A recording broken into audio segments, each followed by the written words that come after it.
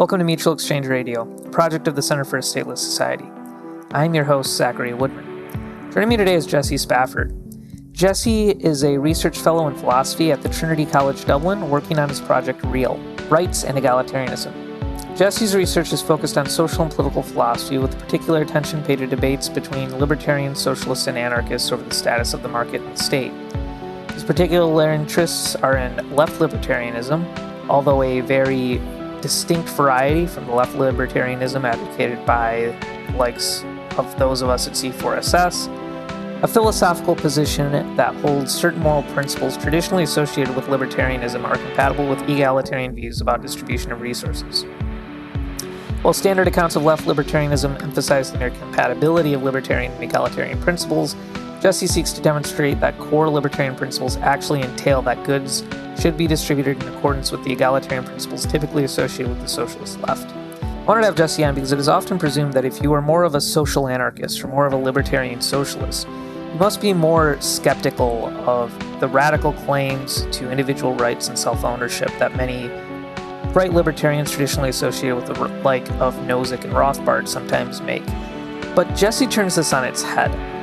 And as such, he occupies an interesting place in the anarchist space that doesn't get a lot of attention or airtime, and poses really interesting, creative, conceptual, and philosophical challenges to many libertarians who have more pro-market views and a more natural rights orientation, and I would put myself in that category. We cover a lot of ground in this podcast. We start talking about the libertarian principle of self-ownership and Jesse's interesting and novel way of grounding it, while avoiding the traditional free market economic implications of that principle. And then we move on to some challenges that Jesse has towards anarchists who are libertarians and that they're skeptical of political authority because they believe in principles like the principle of self-ownership and a moral presumption against the use of force, and a conflict with traditional justifications of appropriating property. We conclude with some further discussions about what an anarchist attitude towards markets and property rights would be if Jesse's view is right, and along the way I tried to challenge and push back. So in the interest of starting an hopefully fruitful conversation between social anarchists, libertarians, and market anarchists, without further ado, here's my conversation with Jesse Spafford. Hello, everyone, and welcome to this episode of Mutual Exchange Radio, and I'm sitting today with Jesse Spafford. Hi, everyone. Yeah, so I wanted to have you on because we've had a dearth of people who are sympathetic with social anarchism in recent months on the podcast, and you come at a defense of social anarchism from premises that are far more amenable to many more individualist anarchists, in interesting and creative ways. So I figured you'd be the perfect person to have on to try to give us a stronger defense of at least the moral basis of social anarchism than maybe some have been exposed to. Cool. Yeah, I'm glad you feel that way, because that is sort of, the heart of the project is trying to make, the truly libertarian case for libertarian socialism. Sometimes when libertarian socialists talk, they're socialists and libertarians to indicate they don't like Stalin rather than putting the libertarianism first. And yeah, exactly. Yeah, people more of a flavor of socialism, slight inflection. I think I like to claim that my version is much more sort of libertarian at its core. So I guess first, maybe a little bit more about your intellectual influences, or what sort of anarchist or libertarian socialist you'd call yourself. For those who are not familiar. Sure. Yeah. So in terms of how I would designate myself, I feel like there's lots of terms and there's lots of dispute over, really who has which claim to which label. So I sort of usually use the term social anarchist. I think that sort of captures, I feel like that's become something of the catch-all term for, egalitarian anarchists. Though obviously there's lots of sort of fine-grained distinctions that can be drawn. And that's sort of the heart of the project. Alternatively, I'll sort of use libertarian socialist because I do think that captures the sort of real spirit of the project, which is something of a reconciliation between the sort of libertarians and the egalitarian socialist left. So I guess that's how I would sort of label the position. In terms of the sort of ideological origins of it, I would sort of describe it as something of a fusion between the work of John Simmons, who's sort of a prominent libertarian-ish philosopher, one of the more prominent philosophical anarchists in the philosophical literature, and G.A. Cohen, who's probably the most influential analytical Marxist. I actually, the view sort of emerged out of a lot of engagement, initially with G.A. Cohen's work. I mean, as sort of a historical, intellectual history background piece, I originally was pretty, had always been kind of left-leaning growing up, probably less libertarian in inclination, relative to, I imagine, most of the people listening to this podcast. I was not, sort of never really engaged too much with libertarian thinkers growing up. Was much more sympathetic to sort of left-wing strands, probably would have considered myself a communist in high school, but never really got too much into the literature. Then in college, I started reading basically a lot of G.A. Cohen. And, for listeners, I don't know how many have sort of engaged with G.A. Cohen, but one strand of G.A. Cohen's thought is to try to show that, if you take seriously certain libertarian commitments, that actually then maybe you should be more amenable to socialism than you think, right? So his whole project was to engage sort of in a very serious dialectical way with libertarians, to take their views very seriously, but try to show that maybe, that socialists had serious philosophical responses to these positions. He kind of has a little quip in one of his opening books about how, reading Nozick woke him from his dogmatic slumbers. He was kind of riffing on him and Kant, right? Yeah. And he was a very, because he was a very dogmatic Marxist growing up, sort of very, part of his parents were very involved in the Canadian Communist Party. And he sort of just thought that Marxism was obviously correct with some modifications. A lot of his early project was trying to sort of build a sophisticated version of Marxism. And then only sort of later in life, not that late, but, as he studied more philosophy, he came across Nozick and sort of was shaken. And thought this was something that really needed to be taken seriously. And so he spent a lot of time sort of engaging with libertarians. And so he presents lots of arguments that are sort of designed to try to put real dialectical pressure on libertarians and show that, if you accept certain libertarian premises, maybe you should still be sympathetic to his version of left-wing socialism.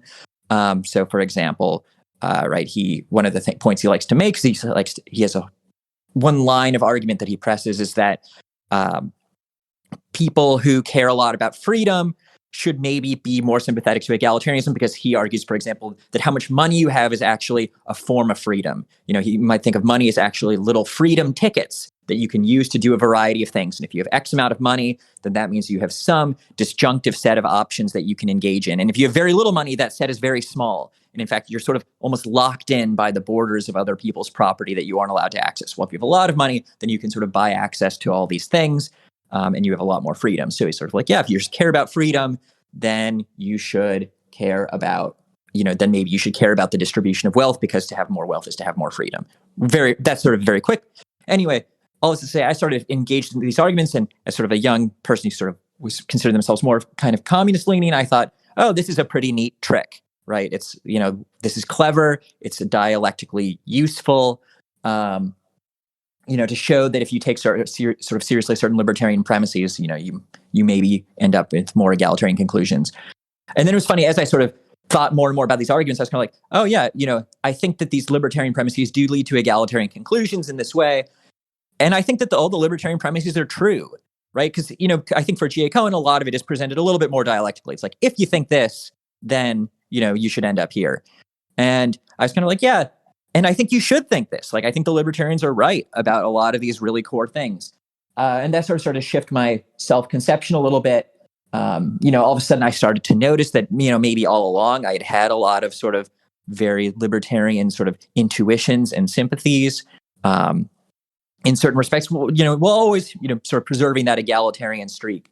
And then that kind of led me and sort of pointed me in a sort of, toward the anarchist tradition, and then I sort of discovered the anarchist tradition. I was like, oh, wow, there are all these other people out here who have this same sort of set of views, who care, take very seriously worries about being coerced, who take very seriously the notion of freedom, who don't think the state has a right to rule us, but who at the same time take egalitarianism very seriously, who also just are sympathetic to a wide array of issues that I've always cared about and been sympathetic to, whether or not that be, for example, the rights of children, taking that seriously, being very concerned about animals and the treatment of animals, being concerned about sort of the way in which certain social constructs infringe upon our autonomy, for example, being gendered and going through gender socialization processes.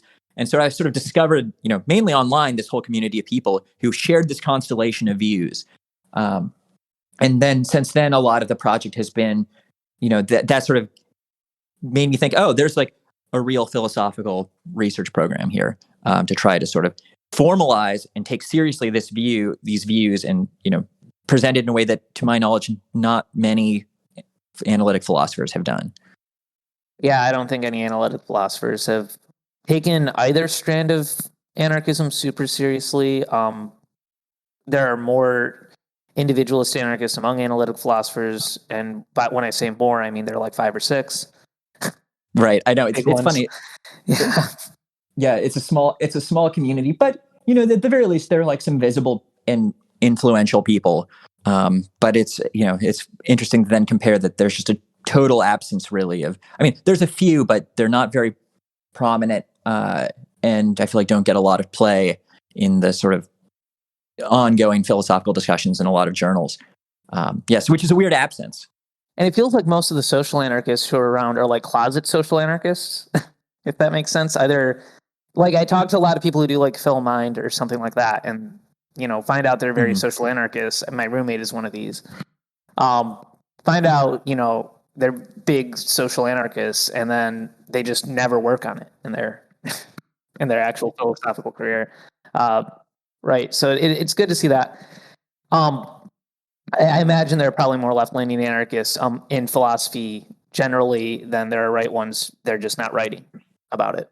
Right. Exactly. Which is also sort of strange. And I don't know why that's the case, but it's definitely a weird gap, and my hope is to try to fill it. Yeah. So all that is good by way of biography. So what you mentioned in that you thought that there were certain things that libertarians, and when you say libertarians here, you mean very right libertarians, Nozick types, Rothbardians, people like that, are right about. Maybe we should start with some entry points. As someone who came from more traditional communist Marxist direction, what exactly you came to accept as true that libertarians have engaged with? Yeah, so that's a good question. I mean, there's a few. There's an array of these positions. Some are points that I've done more work on, and so I've got sort of more developed views about. And some are a little bit more, things I have intuitions about, but wouldn't necessarily defend because I haven't done a lot of research. So in that sort of latter camp, for example, I think libertarians prize autonomy, and I sort of am intuitively sympathetic to that, and I'm very worried about different ways that our autonomy could be sort of influenced. But I haven't done a lot of research on that. But on the sort of the other hand, I think a couple, probably the core libertarian commitments that I'm quite sympathetic to are first the sort of self-ownership thesis, right? So the view that people sort of own themselves and have a robust bundle of rights over themselves, including the right to use their body how they would like, the right to exclude other people from their body, but also the powers to waive and transfer these rights to other people. I think that that's a very plausible and attractive thesis in many respects.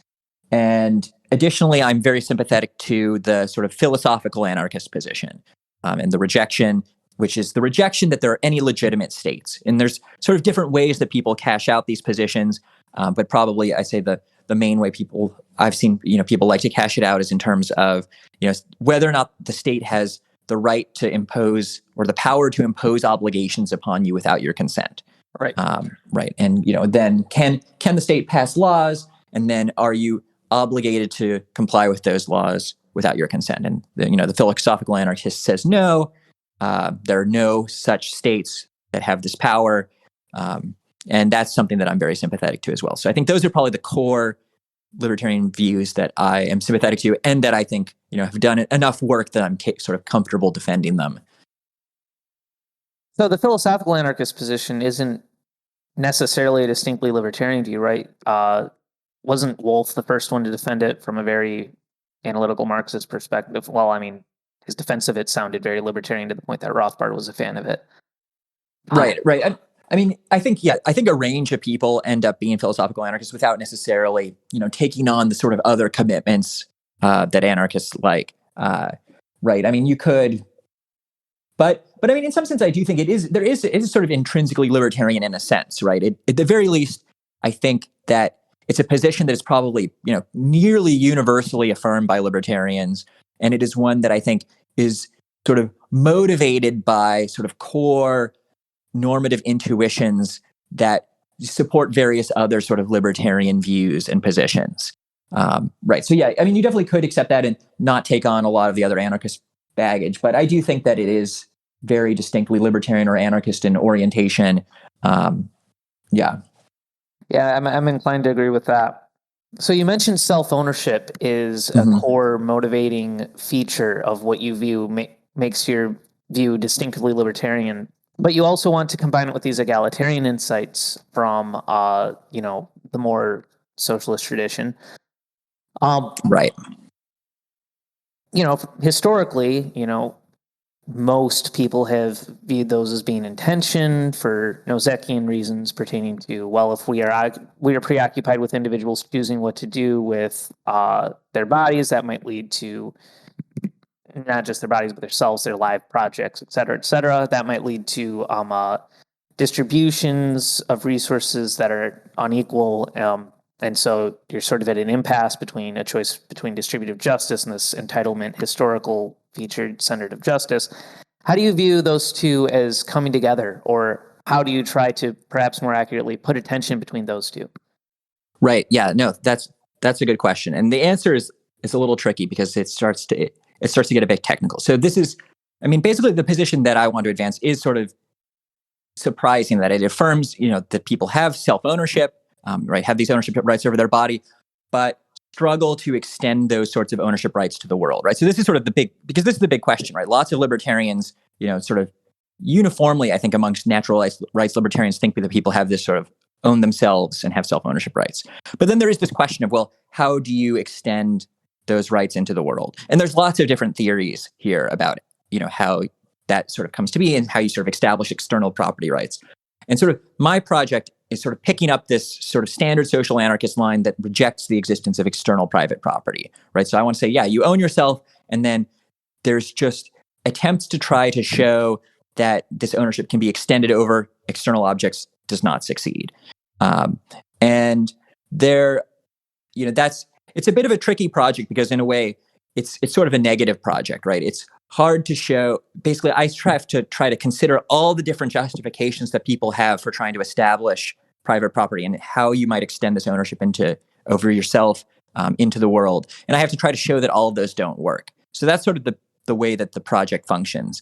And ideally, part of the project is trying to show that, is to try to provide reasons for thinking that, making the positive case that people do own themselves and trying to show positive case does not sort of license or give people the power to establish and acquire private property of external objects. And so that's part of the project that I'm working on as well, which is a bit tricky. I mean, a lot of people have sort of wondered whether, why it is that you might be able to draw this line such that you're able to acquire, sort of establish ownership over your body, but not external things, right? It's like, what's so special about the body? I think there are answers to that question. And that's maybe something we could go into that does get a little technical. But the thing that I'd say maybe emphasize now is I'd say if, one thing that I think is that's a real difficulty of the position is showing that you own yourself when you reject ownership of external things and think that those should be sort of governed in an egalitarian way. But if I can show that works, then I think that's a very attractive position because it sort of solves certain problems with egalitarianism that I think many people, especially libertarians, but I think people in general, other philosophers would find very unattractive. It solves lots of problems for egalitarianism. So, for example, there are lots of issues that if you say you're just an egalitarian and you don't endorse anything like a self-ownership thesis, then there are lots of issues about why is it that you can't then redistribute people's bodies to other people, right? If, in some sense, just a pure egalitarianism that doesn't care at all about self-ownership, should be able to license the use of, other people's bodies if that's the most efficient way to, realize. All the objections that equal apply access. to utilitarians with respect to organs seem to apply. Right. Yeah. Yeah, exactly. And so you get lots of, sort of ugly, distasteful consequences that a robust self-ownership thesis can sort of fend off. It's like, yeah, you can't just grope me because that would cheer you up when you're having a bad day, right? It's like, well, maybe you're entitled to other sorts of compensation or special, rights to use resources, but, not my body. So that's if I can get this project to work, that would be an attractive outcome. But it is a tricky project, and trying to show that you, in fact, own yourself, but do not own external things. And I focused a little bit more on the latter part of the project, but I'm sort of starting to do some recent work trying to sort of show that you do own yourself. Right. Yeah. I believe that's the start of that project was the paper you presented at a conference last month that you and I were at. Yes, exactly. Though there, I just teased the real argument because it does get a little technical. Right. So I guess real quickly, if you want to tease us for the positive argument for the libertarian side of your libertarian socialism, what is the reason you think you do have ownership over yourself? Yeah. So here's the thought. Okay. So I'm going to take a rough pass at it and see how well I can reconstruct this without sort of really getting into the nitty gritty. So basically, one sort of attractive principle that a lot of people find attractive, but especially libertarians, is the Lockheed Proviso, right? And the Lockheed Proviso sort of holds that it's like, well, how do you come to acquire property over external things or anything? And the thought is, well, as long as you don't leave anyone worse off via the appropriation, then you have the ability to appropriate it. Right? So it's sort of like if and only if nobody's worse off as a result of the appropriation, can you appropriate it?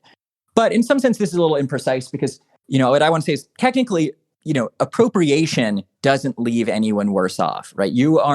It's a moral change to the world. And in some sense, moral changes don't leave people worse or better off, right? In some sense, normative facts are causally independent of our actual sort of lives and the way our lives go. Utility levels or something like that. Right, exactly. They just don't bear on it. Like whether or not you have a right, like if you could sort of snap your fingers and give people a right or not give a right, that just doesn't have causal effect, I claim. Right. So it's like we need some better way of making sense of the Lockheed Proviso. And I say the better way to make sense of the Lockheed Proviso is in terms of enforcement. Right. So it's an issue of whether or not, if I were to enforce this right that I claim, would that leave you worse off? Right. So if I establish a property right over something, then the thought is that gives me the set of rights that are sort of enforceable. Right. Yeah. And will you be left worse off as a result? Were I to enforce this right? How is that a different question, though? Because part of what comes with the bundle of acquiring rights is the right to exclusion, which is, just a right for enforcement of the right, right? Right. Well, that's what I'm saying. So I'm just saying, yeah. So the thought is that you get this right. And I want to say, if I have this right, that doesn't necessarily leave you worse off, right? It's only if I actually enforce the right that you're left worse, that you might end up being left worse off. I mean, it's sort of subtle, right? It's just it's not the right itself. It's the enforcement of the right we have to look at when assessing whether or not a given appropriation satisfies the Lockheed Proviso. That's the thought, right? So it's like, yeah, I mean, and you could sort of do. I mean, I think of the right to enforcement as a necessary though insufficient condition for having the right. For having the property right? Yeah. I mean, yeah, because the property right's going to be like this whole bundle. But what I want to say is, that this right to enforcement.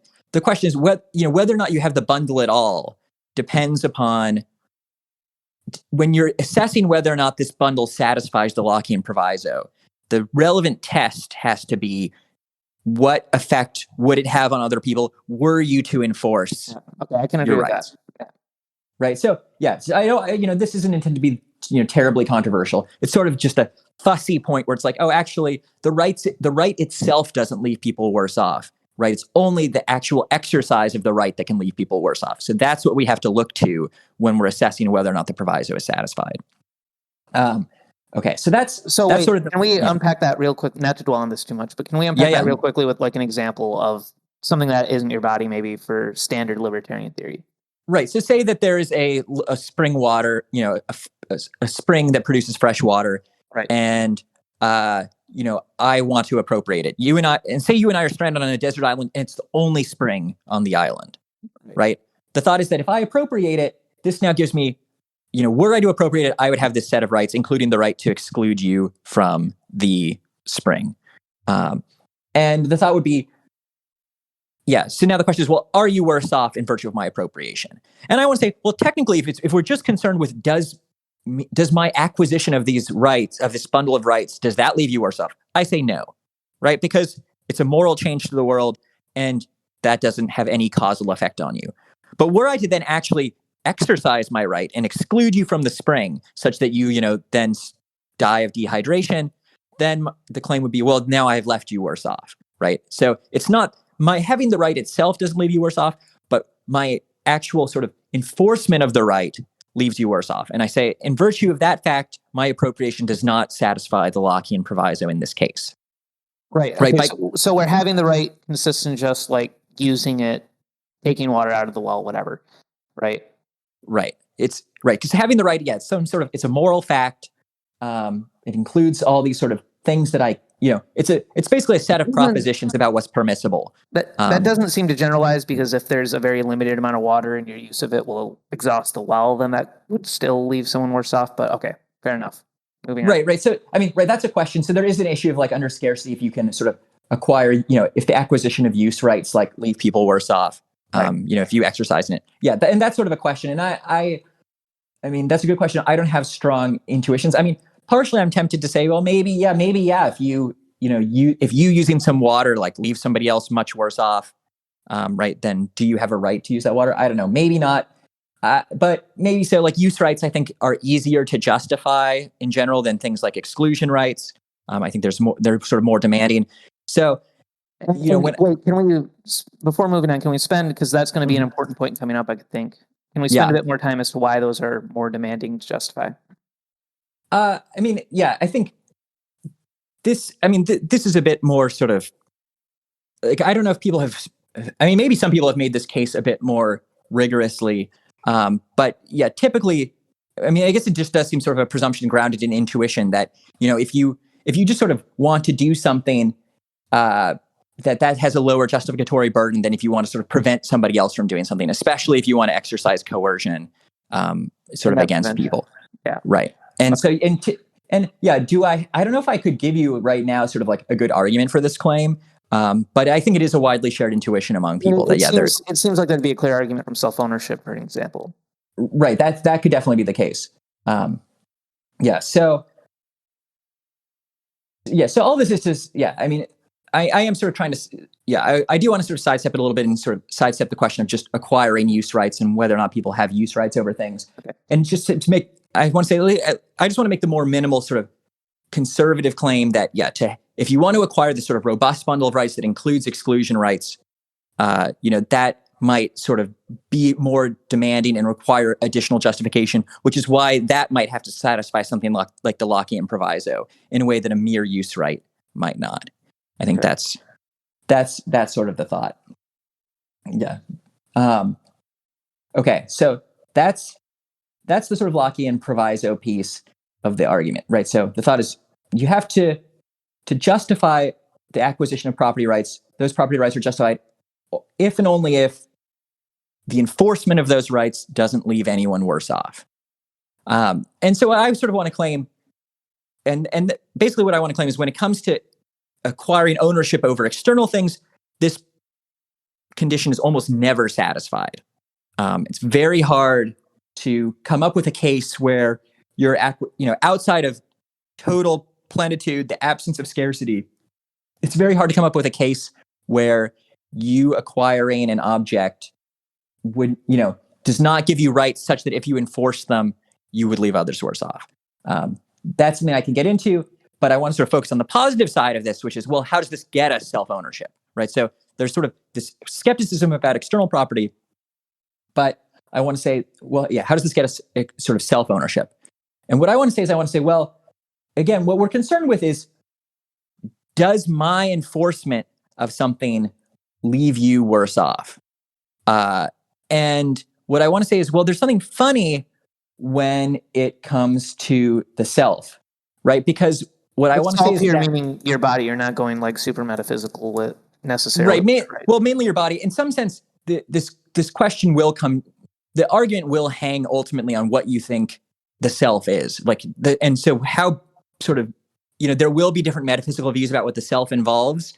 I kind of want to stay neutral, but I do think the self includes the body. So for this purpose, I'll sort of be talking about people's bodies. But this is sort of a way that people can get off the train with this argument, is that they might say, this is a way in which people, or something like that. Right. If they think the self is much more minimal, then you might actually not get the rights over your body that I want to establish. But yeah, so for these purposes, I'm using self and body interchangeably, but I want to say self because you might have a different view, and then my argument just won't get you as far. It won't get you the rights over your body. And that's just a sort of unfortunate thing, but that's sort of the way the argument works. Right. So basically the idea is that when it comes to the self, there's something special, because what I want to say is, when it comes to sort of the Lockheed Proviso, the question is whether or not, there has to be this question of, well, are you actually leaving people worse off when you enforce your property rights? And basically what I want to say is that there's sort of a relevant test here. So I want to say, for it to be the case that you are leaving people worse off when you enforce your property rights, you have to be sort of responsible for leaving them worse off when you enforce the property rights. And there's a relevant test for responsibility that I think of, that I sort of call the sort of disappearance test, right? So it's like, well, under what conditions are you responsible for something? Okay, so there's a question of, are you responsible for some cost? And I want to say, you're responsible for that cost only if, had you not been present on the scene, that cost would not have obtained. Okay, so here's an example. Actual causality sort of thing here. Right, exactly. Right. So say that you pour a bucket of sand in someone's house, and I'm just a bystander watching, right? And there's this question of, okay, well, who's responsible? Who imposed this cost on the homeowner? And you could say, well, in some sense, it's not enough to just look at counterfactual choice, right? So, because you could say, well, had you done something differently, right? Had you not poured the bucket of sand, then this cost wouldn't have obtained. That's true. But it's also true that had I done something differently, this cost wouldn't have obtained. Namely, had I cleaned up the sand, then the cost wouldn't have obtained. So that's not, just counterfactual, like choices isn't enough to sort of, differentiate which one of us is responsible. Rather, to do that, I think you have to sort of do this non-existence test, right? So it's a question of, well, had you not existed, would this cost have obtained? And the answer is no, right? Had you not existed, the cost wouldn't have obtained. Now, what if I had not existed? Would the cost have obtained? Yes, right? The sand would still be poured in the house, right? So it seems like here's a test that lets us differentiate who's responsible. What right? about that latter point? It wouldn't have been a cost, right? If you had not existed, it would just be sand in a house. Aren't these values only, relative to the subjective appraisal of some persons? Oh yeah, well, I'm imagining there's some third party who owns the house. Sorry, I should be precise. Okay, so it's like who imposed this cost on the third party? There's the homeowner, and the thought is, it's like you imposed the cost, not me. How do we explain that? Well, we use the sort of counterfactual test based upon non-existence, right? Like, were I to not exist, would this cost still obtain? If yes, then I'm not responsible, right? I'm only responsible if basically there's a direct relation between, basically if the cost is a direct function of my existence, right? Cost obtains if I exist, does not obtain if I don't, right? That's the test. Okay, so that's one piece. There's one more piece to put in. So this is sort of a long and technical argument. Just to take stock, we're at Lockheed Proviso being very difficult to obtain for external objects. We're at you are only responsible for a cost if the cost would not have obtained had you not existed. And the third part is? Right. Okay, so the final part is to say, okay, when we talk about imposing costs upon people, when we exclude them from objects, what sorts of costs do we care about? And basically, without going too much into details, I want to say the relevant costs that you impose upon people are were you to make the thing in question disappear, would that impose costs upon them? And I want to say those are the only relevant costs, right? So, for example, and to go back to our spring case, right, if we're on the island, It's like, what are the relevant costs that, when I enforce my claim to the spring against you, or maybe you were the spring owner, I forget. Anyway, we'll say I'm the spring owner. No, the spring was just there in the example. Right. So the spring is just there. Say I want to appropriate it, right? And the question is, we want to say, well, would my enforcement impose costs upon you? And in a way, this gets a little muddy, right? Because, it's like, well, what enforcement costs do we care about? So say that you try to drink from the spring and I just really overreact and, just punch you in the face to keep you from drinking from the spring, right? In some sense, I've imposed a cost on you because now your face really hurts and it's like a little bloody and, you're self-conscious about that. But I want to say, well, those aren't the relevant sort of costs because that's not really, in some sense, the proportionality questions here, but it's not actually, it's not the mere exclusion from the spring that's the cost. It's sort of these supplemental measures that I had to take in order to sort of keep you away from the spring. What I want to say is the costs that really matter with respect to the Lockheed Proviso are basically just what are the costs of me sort of keeping you away from the spring, not how I do it. It's just you not, in some sense, not being able to use the spring. And the way I want to sort of capture this is with the, what I would call the disappearance test, right? So it's a question of really the costs that matter vis-a-vis the proviso and that matter vis-a-vis my enforcement of my property rights are just what costs do I impose basically were I to make the spring disappear, right? What I want to say is those are the relevant costs. So the disappearance costs. So it's the abridgment of use rights that matter, not just like the pain of being pushed away from the spring. Right, exactly. So I want to say those are the relevant costs. So now we have all the pieces in place, right? So on the one hand, I'm like, what are the relevant costs when it comes to assessing the Lockheed Proviso? It's whether or not my enforcement imposes costs, where those costs are sort of the disappearance costs of the thing, right? The only costs that matter are those that are basically an inverse function of the existence of the thing, right? If the thing exists, you don't have those costs, and if the thing were to not exist, you do have those costs. Okay? So, but this is sort of funny because now what you end up with is this sort of funny situation where when it comes to the self-ownership, right, the owned thing and the enforcer are the same, right? So the question is, when it comes to disappearance costs, it's, okay, what would the costs be? The only relevant costs with respect to the proviso are those costs that would be imposed were I just to make myself disappear, right? Any costs that, so those are the only costs you can consider are those costs that appear when I disappear, right? But what we said earlier is I have to be responsible for those costs, right? And I'm only responsible for costs that are a direct function of my existence, right? I'm only responsible for those costs that appear when I appear and disappear when I disappear, right? So what you end up with is this funny situation where the costs, there basically are no relevant costs when it comes to appropriation of the self, right? The only costs that you can consider to begin with are those costs that appear when I disappear. But the only costs that I'm responsible for are those costs that appear when I appear and disappear when I disappear, right? I'm sort of trying to put this sort of, in a clear way, but it's actually maybe making things more complex. But basically what you end up with is that there are no relevant costs to be considered. And so the Lockheed Proviso is trivially satisfied when it comes to yourself. You can never impose costs upon other people via the appropriation of yourself, because the only relevant costs are those costs that would be imposed when you disappear, but you aren't responsible for those costs. That's sort of the way it works. Sorry, that's very technical. No, it makes sense. Basically, like, how can you be responsible for cost of your disappearance if you never appeared in the first place? Right. Yeah. Thanks. That's a nice pithy way of putting it. Yeah. Yeah, that makes sense. So that covers the positives or the libertarian part of the project. Let's sort of pivot our attention over to the negative side, which you said is the bulk of it. And in a way, what you're trying to do, you've said, is similar to trying to put negative arguments, or trying to like work for the negative argument that states don't have legitimacy. You're just arguing with there are no legitimate property rights over external objects, right? Mm-hmm.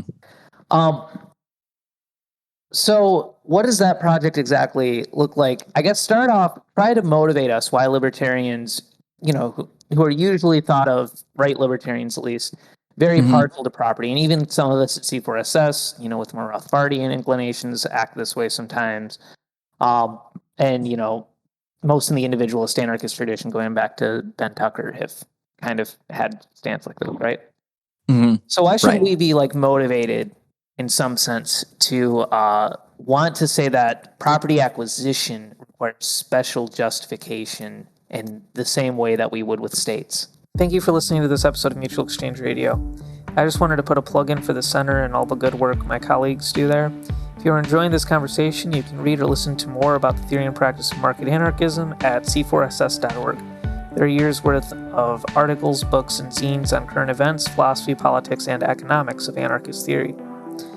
There are also books, essay collections, and swag available at the store at store.c4ss.org you can check out as well. There are other podcasts in the C4SS podcast network that we now have.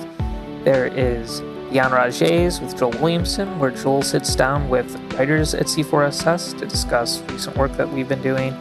There's Green Market Agorist with Logan Glitterbaum. Excited to announce that starting next month, we're launching a new podcast called Hadal Quadrants with Leslie Peterson, featuring dialogue and debates between left and right anarchists. So if you enjoy this show, I recommend you check out all of those other shows in the C4SS Podcast Network.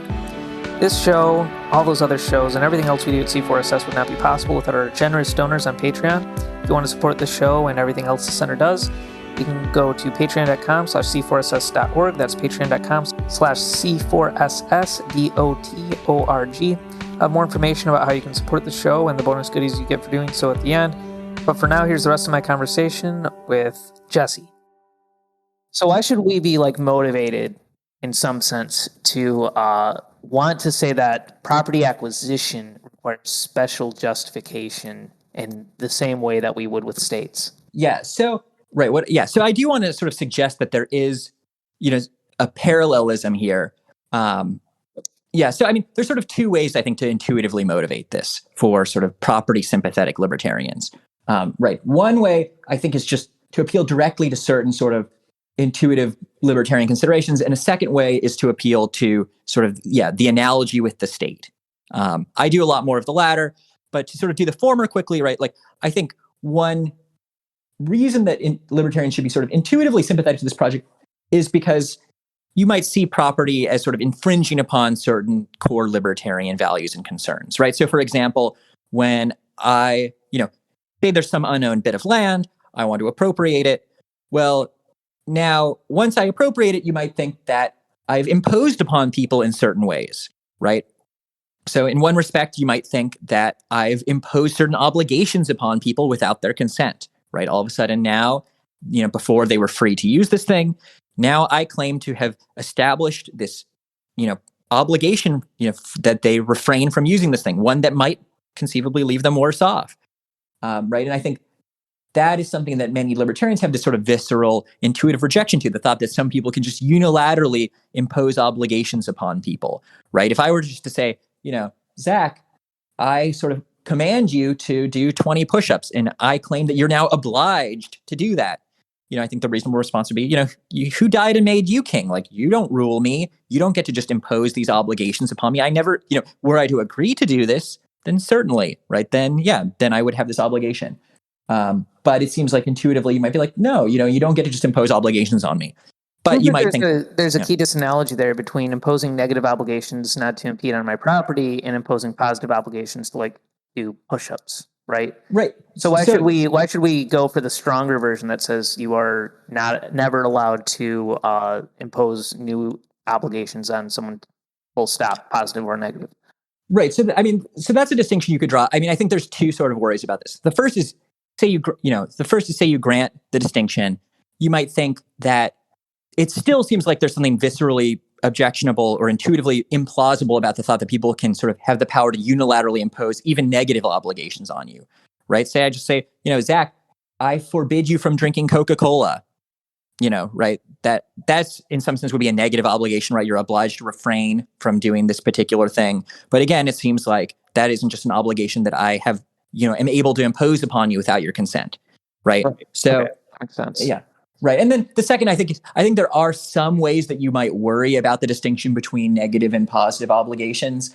Right. Just because in some sense, like, and this is maybe, this is a sort of a speculative idea I haven't really developed, but I've always had sort of a hunch that this distinction might collapse under scrutiny just because I think you could take any positive obligation and then redefine it in terms of negative obligations, right? So the obligation to do 20 push-ups could just be, that's sort of a positive obligation, but that could just be a negative, reframed in terms of a negative obligation not to do all other actions aside from 20 push-ups, potentially, which is a bit, of a gerrymandered way of carving things up. But I feel like you could conceivably do things in that way.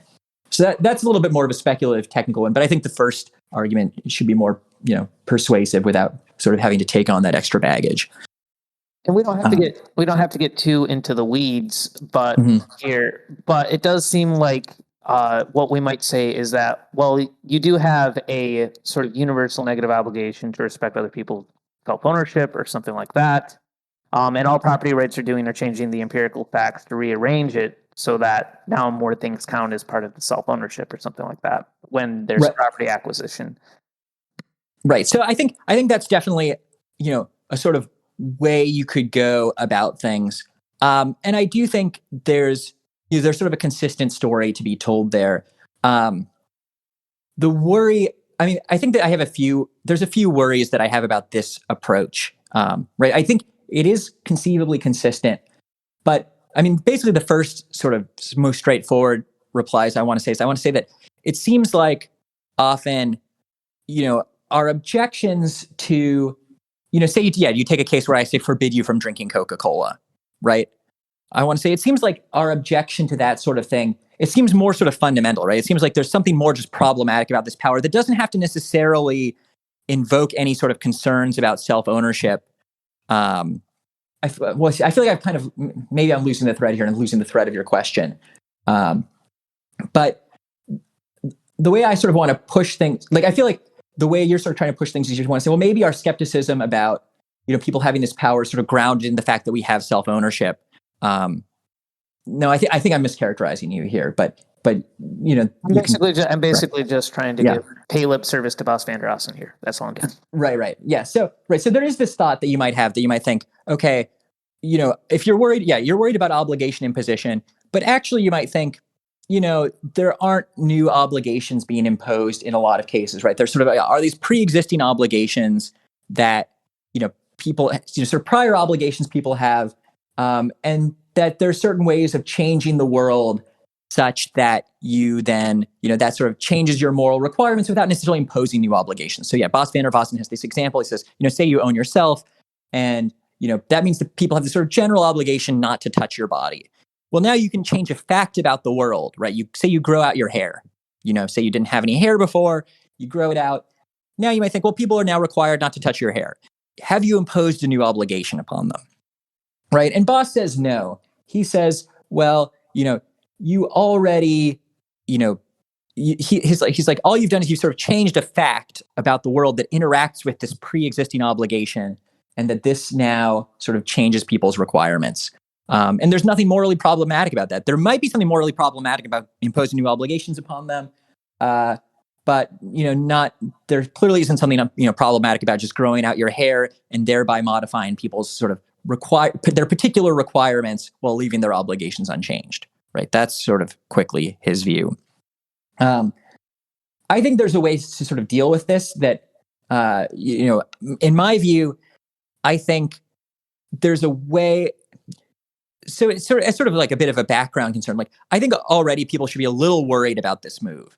Partially because, say, when it comes to cases like, like the example I give about me forbidding you from drinking soda, right? And it's like, and you're like, oh, you don't get to just impose new obligations upon me. I think we should be a little suspicious of the counter of me saying, oh, well, no, it's not that I'm imposing a new obligation upon you. Rather, there just always was this pre-existing obligation that, you have to do what I say. And now I've said something different.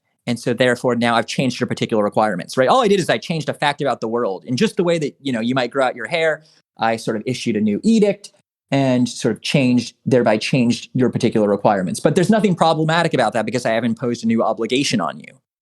Right. I think immediately we should be suspicious of that kind of response. It's like, no. I mean, I don't know. It sounds like it would be a good response if it can be shown that I say I had an obligation to follow what you said because I had signed a contract in the past. That would just be a case of I have a general obligation to, be honest in my dealings with others. And, I think that the spirit of what is going on here is that libertarians are trying to say, look, you already had ownership over yourself. All you've done in appropriating property is, in a sense, extended yourself over the world or something like that. And now we're just, change the fact so that your obligation to respect others' self-ownership now is constituted by objects outside of their body. Oh, right. See, I think, yeah. I mean, I see that response, but I do think that the libertarian suspicion should be like a little bit deeper, right? I think because in some sense, think about the way that you sort of set up that response, right? You're like, well, look, yeah, maybe there was this more general obligation where I agreed to, to sort of do whatever you say, right? And I think that's like a plausible thing to say. It's like, yeah, it seems like if you made that agreement, that matters with respect to whether or not you now, in fact, are required to sort of do what I say. But in some sense, I want to say, well, it still seems like this particular thing demands justification, right? The particular change in requirement about whether or not you can drink soda demands justification, right? And I think that's that. And you want to justify it in terms of there being this sort of previous agreement. But nonetheless, I want to say, yeah, something has happened here with respect to you and soda that demands justification, right? And you can sort of appeal to this previous thing, but at the very least, like, it's suspect. There's something suspect, like just knowing that you've sort of there at least is some important moral change that has occurred here that so that's just demands justification. The property defending libertarian owes us a theory of property acquisition, right? Right, exactly. And one that, right, because that's the thought, is that at the very least, they owe us a theory, and it has to be sort of the right sort of theory, right? It has to be the sort of theory that can justify the kind of moral change that has taken place in this case, right? Which I want to say is of a kind of me sort of imposing this restriction upon you drinking soda, right? I want to say the same sort of thing is going on here as occurs in private property acquisition, which is that all of a sudden, something that you were previously free to do, you're like no longer free to do.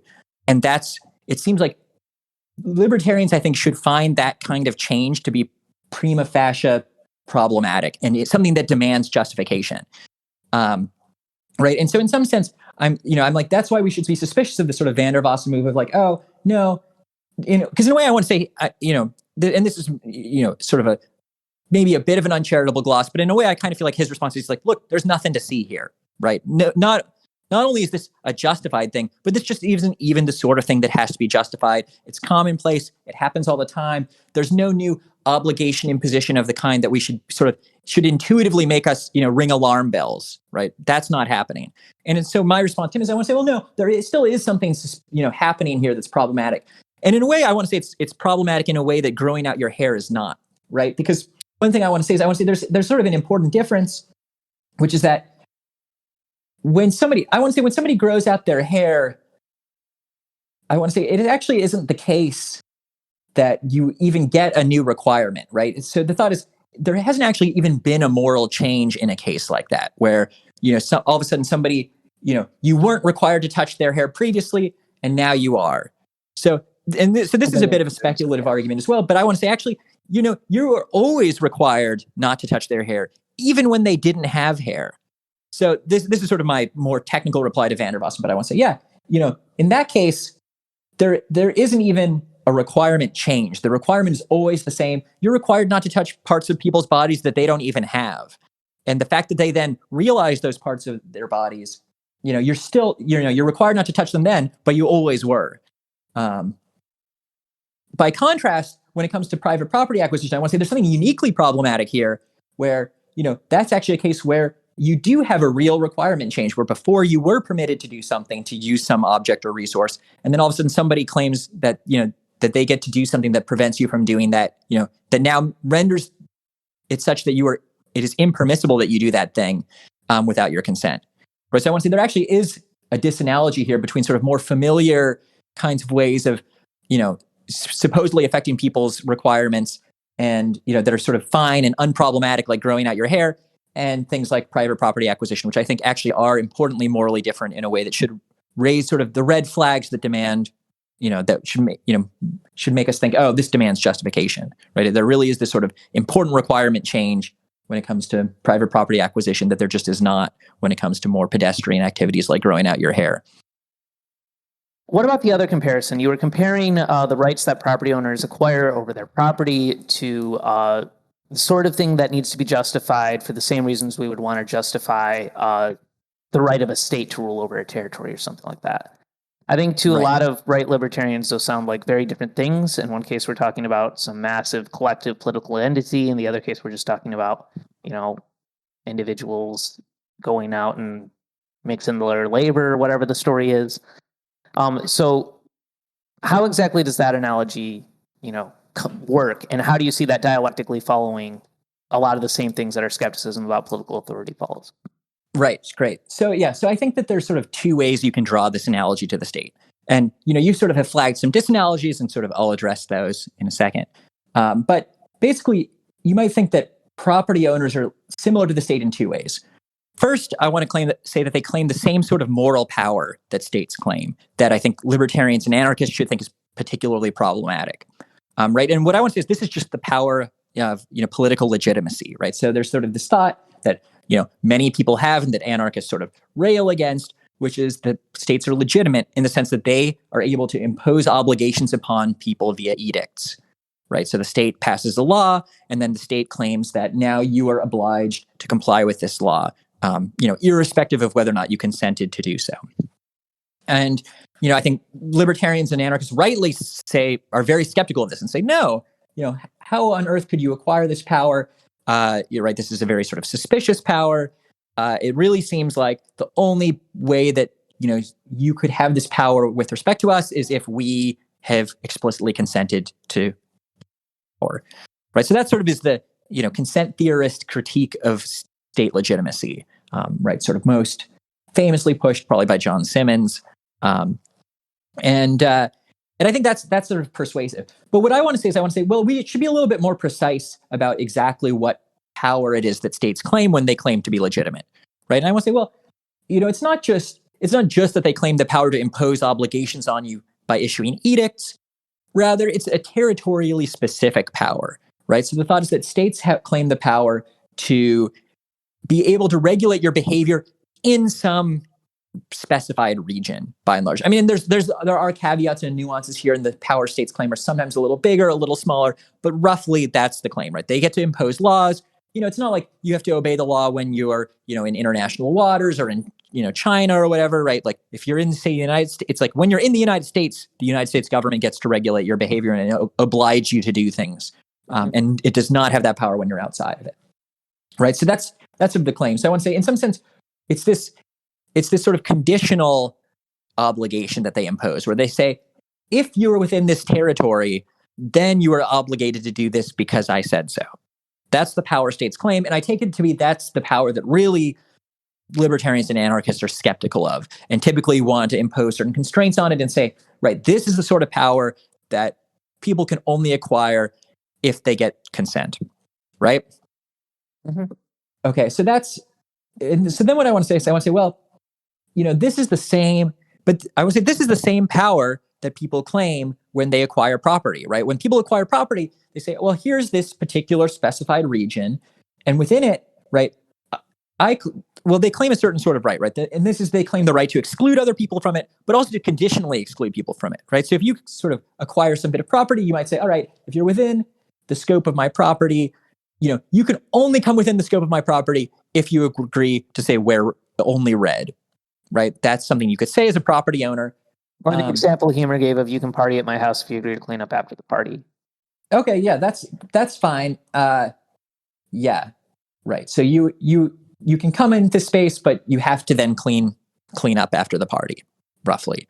And so what I want to say is, we can sort of restate that as a conditional obligation, right? Like if you're within this space, you have to wear red, or if you're within my house, you have to, be cleaning up after you party, right?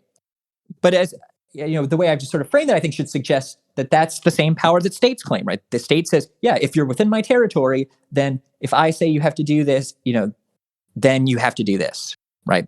And similarly, that's what the property owner says, right? The state could say, yeah, you can only come into the United States if you do, say, a year of community service picking up trash on the side of the highway, right? That's the sort of, that's what you're obliged to do if you're within the boundaries of the United States, right? That's the claim that the state makes. That's its claim to legitimacy that anarchists reject.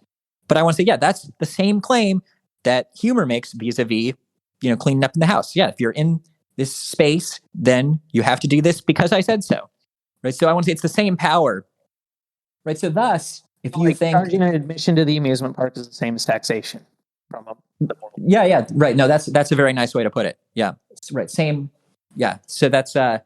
So in that case, but then it's like if you're skeptical about state legitimacy, right, and if you think that there are very stringent necessary conditions on states having this legitimacy, for example, that you had to actually explicitly give your consent to the state, then I want to say the same thing should apply to property owners, right? So you should, it should be the case that for anybody, a necessary condition of private property ownership is that people have to consent to you acquiring property in that way. And absent that consent, you lack the power to sort of impose these conditional obligations on people, right? So that's sort of an example of the way you might draw an analogy between the state doing something problematic that libertarians should find problematic, and property ownership that libertarians typically like. And I sort of think, well, you have to give up one of these, and I'm more inclined to give up property and hold on to the critique of political authority or political legitimacy.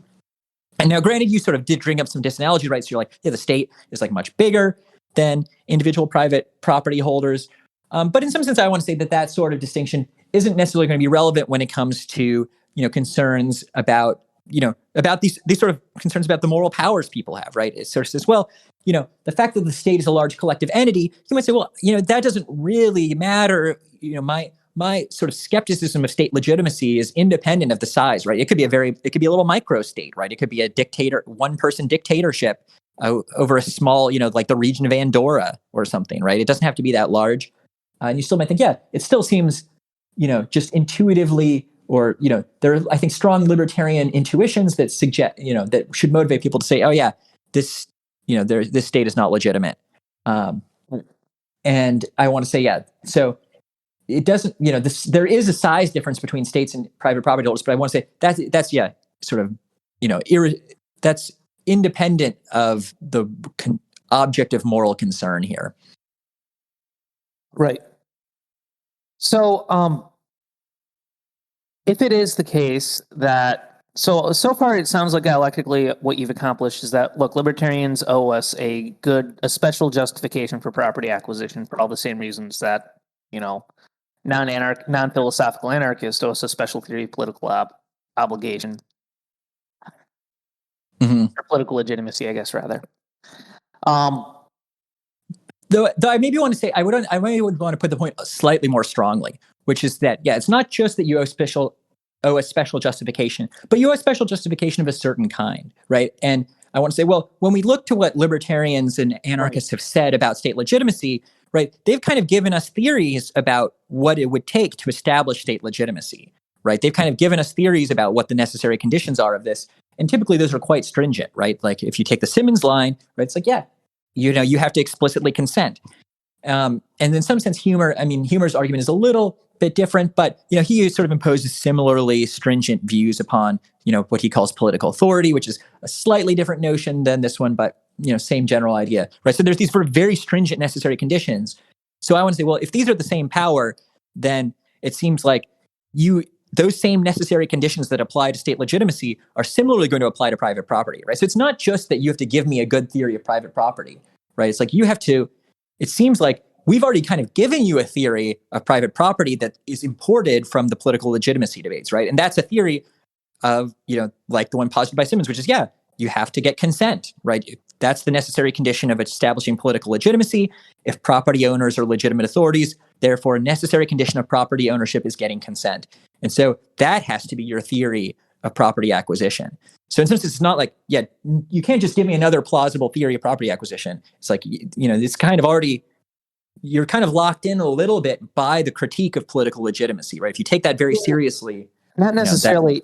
If it can be shown, for an example, that property rights are just an extension of our right to self-ownership in some important way, some story that you mentioned earlier about how we come to external objects being a plausible story, then and that story couldn't be given for state ownership over an entire polity, right? Then it seems like you'd have grounds for either of those. So what are some of these stories that libertarians have given, and what's your reasons for skepticism about them? Okay, great. So, well, I'll say one quick general thing, and then I'll get into the specifics. So, yeah, you're giving me a nice prompt here. The general thing I want to say, yeah. So there could be these sort of individual, sort of positive stories that you could give, but in some sense, I still want to say, at the very least, you have to notice that there's a trade-off here, right? Where if you take those stories seriously, well, not only do those become positive theories of property rights, but they also become, sort of positive critiques of state legitimacy, right? Sorry. Let me restate this. I think that would depend on the specifics of the story, right? Right, but at the very least, what I want to say is it becomes a positive theory of state legitimacy, right? Whatever grounds, because these are the same power, whatever story you give about why people can have property rights is also a sort of a story you could give about states establishing legitimacy. And so there will then still be a tension between certain views where you say, oh, you can no longer be a strict consent theorist, for example, about state legitimacy, right? You would have to say something like, okay, actually, there are other ways that states could be legitimate besides getting consent, right? One would be, some sort of labor mixing, but states can't necessarily, they can't labor mix in the relevant way. So in practice, this won't happen, right? But nonetheless, which is what they say about consent theory anyway. Right, which is what they say about consent theory anyway, right? Exactly. So, you could sort of take this line, but I do tend to generally think that people who like consent theory want something a little bit, they want to say, no, it's really just is consent. So there is some trade-off here. The more sort of permissive your theories of initial appropriation, the weaker your critique of state legitimacy is going to have to be. And so there's trade-off, which isn't to say that, you can't go that direction. It's just, right, I just want to emphasize that there's a trade-off here. And so, whenever you're telling a story about, what justifies private property, for example, which, we'll get into when you say something like, oh, well, as long as it doesn't leave anyone worse off, it's a system that doesn't leave anyone worse off, right? Then that justifies it. For example, if you like the Lockheed Proviso, then, you start to see something like, then you might say, well, why not say the same thing about states, right? If a state this is going to rule out people who justify property rights regimes because it makes everyone better off or something like that. Right, things like that, because, or at the very least, again, you could have that theory, but it will do the similar, you have to, I just want to say, whatever you say about private property, you have to say about the state. So if you think that private property is justified because it leaves everyone better off, you should say the same thing about legitimate states. If it turns out that having this institution that imposes obligations upon people via laws leaves everyone better off, then that would similarly justify the state, right? So that's the thought. So I want to say that, there's a trade-off here between these views. The more rigorous, the more permissive you are when it comes to your theory of private property, the more permissive you have to be about the existence of state legitimacy, and vice versa. I take a very stringent route and I say, no, I'm very serious about state legitimacy. I think it's, really, you take a very demanding line and it has to be consent. And then I say that's the same thing as true of private property. But you don't have to go that route. But as long as, the key thing is seeing that trade-off, that's the main point I want to emphasize. I'm like, they're the same power. So whatever you say about one, you have to say about the other. All right. Okay. So that's the general point. So turning to the more specific things, yeah. So you've sort of helped me sort of set up the other part of the project, and this is sort of the negative part of the project where I try to sort of argue against particular theories of private property acquisition. Argue why certain justifications of private property don't work. So one place that I do this is in the sort of recent. There's a Rutledge Handbook of Anarchy and Anarchist Thought. Very cool. And a lot of C4 assessors in it. Yeah, and lots of interesting stuff. It's unfortunately prohibitively expensive, but that's true. So if only there were ways to get books for free. But absent that, maybe you have a generous benefactor who will buy it for you. But yeah, the book is very cool, and in it I have this sort of chapter where I run through various proposed justifications for private property and argue, raise some worries about them, about why I don't think they work. In particular, I sort of do this in the context of sort of engaging with Michael Huemer, right? So Michael Huemer listeners might be familiar with his, pretty influential book that critiques political authority. If you haven't checked that out, that's also a cool book. Lots of sort of very clever, elegant, simple, plain-spoken arguments against political authority. Huemer, the way he sort of sets it up is he's very concerned about coercion, right? So that's kind of his framing. And he says, when it comes to the state, we should be very concerned about the fact that the state, deploys coercion against people in all these ways that typically would think are impermissible, right? So he sort of gives this example. He says, say that, imagine that you just had a neighbor who behaved the way that a state does. They come around, they sort of impose taxes on you and demand you, they give you money, they, smell you smoking weed, so they come in and arrest you and lock you in their basement, right? Like, we think this person is a menace, right? They wage war on other neighbors, right? You'd be like, this is a totally immoral agent, right? These actions are impermissible, right? But the thought is that this person is just doing all the same thing that states do. And so the thought is that it seems like in common sense, sort of folk morality, people generally give the state a lot of leeway that they don't give to private individuals, suggesting that they think that the state has sort of special rights to deploy coercion that the average person does not. Right? And Michael Huemer sort of says, well, what could justify states having this special power to coerce people? And his sort of argumentative strategy is he runs through a lot of different proposed justifications and sort of argues why none of the proposed justifications seem to actually justify the kind of coercion that the state deploys. And so he sort of, and he does this in this sort of, his method is to sort of use intuition. So he comes up with colorful cases where he thinks it's very clear that coercion is not permissible despite the positive justification applying. So basically what I do in this chapter is I sort of do the same thing, but with respect to private property, right? So I want to say, again, here's another point of analogy between the way states function and private property, which is that both sort of rest on this coercive enforcement of, of the sort of claimed right. So for example, when it comes to private property, right, in order to enforce it, right, you have to deploy coercion against people. If people want to come into your house and you want to stop them, well, you force them not to come in, right? You deploy force against them. And again, I want to suggest that, like the state, if you weren't in a context of private property and people acted in the way that private property owners do, you might think that they're like immoral little monsters. So, for example, I give a case where, suppose you're on a cruise ship and you're sailing through some, uninhabited islands, undiscovered, and it docks at one and everyone's excited to go to the beach. And one person says, actually, sorry, I'm claiming this is my beach. And, if you want to come on the beach, you got to give me $20 and take off your shoes. Right. And somebody says, no, like who died and made you king of the island? Like, I'm going on. So they start to walk on the island and the person sort of stops them and restrains them and ties them up and like locks them in a cabin on the ship until they agree to pay the $20 entry fee. Right? You might think this person is being, a small tyrant, right? And they're behaving immorally and they're wrongly deploying force against others. Right? But I want to say, well, this is exactly what property owners do in some sense, right? They claim chunks of resources or land and claim the right to sort of control them and deploy force against anybody who doesn't sort of go along with their sort of the edicts they issue.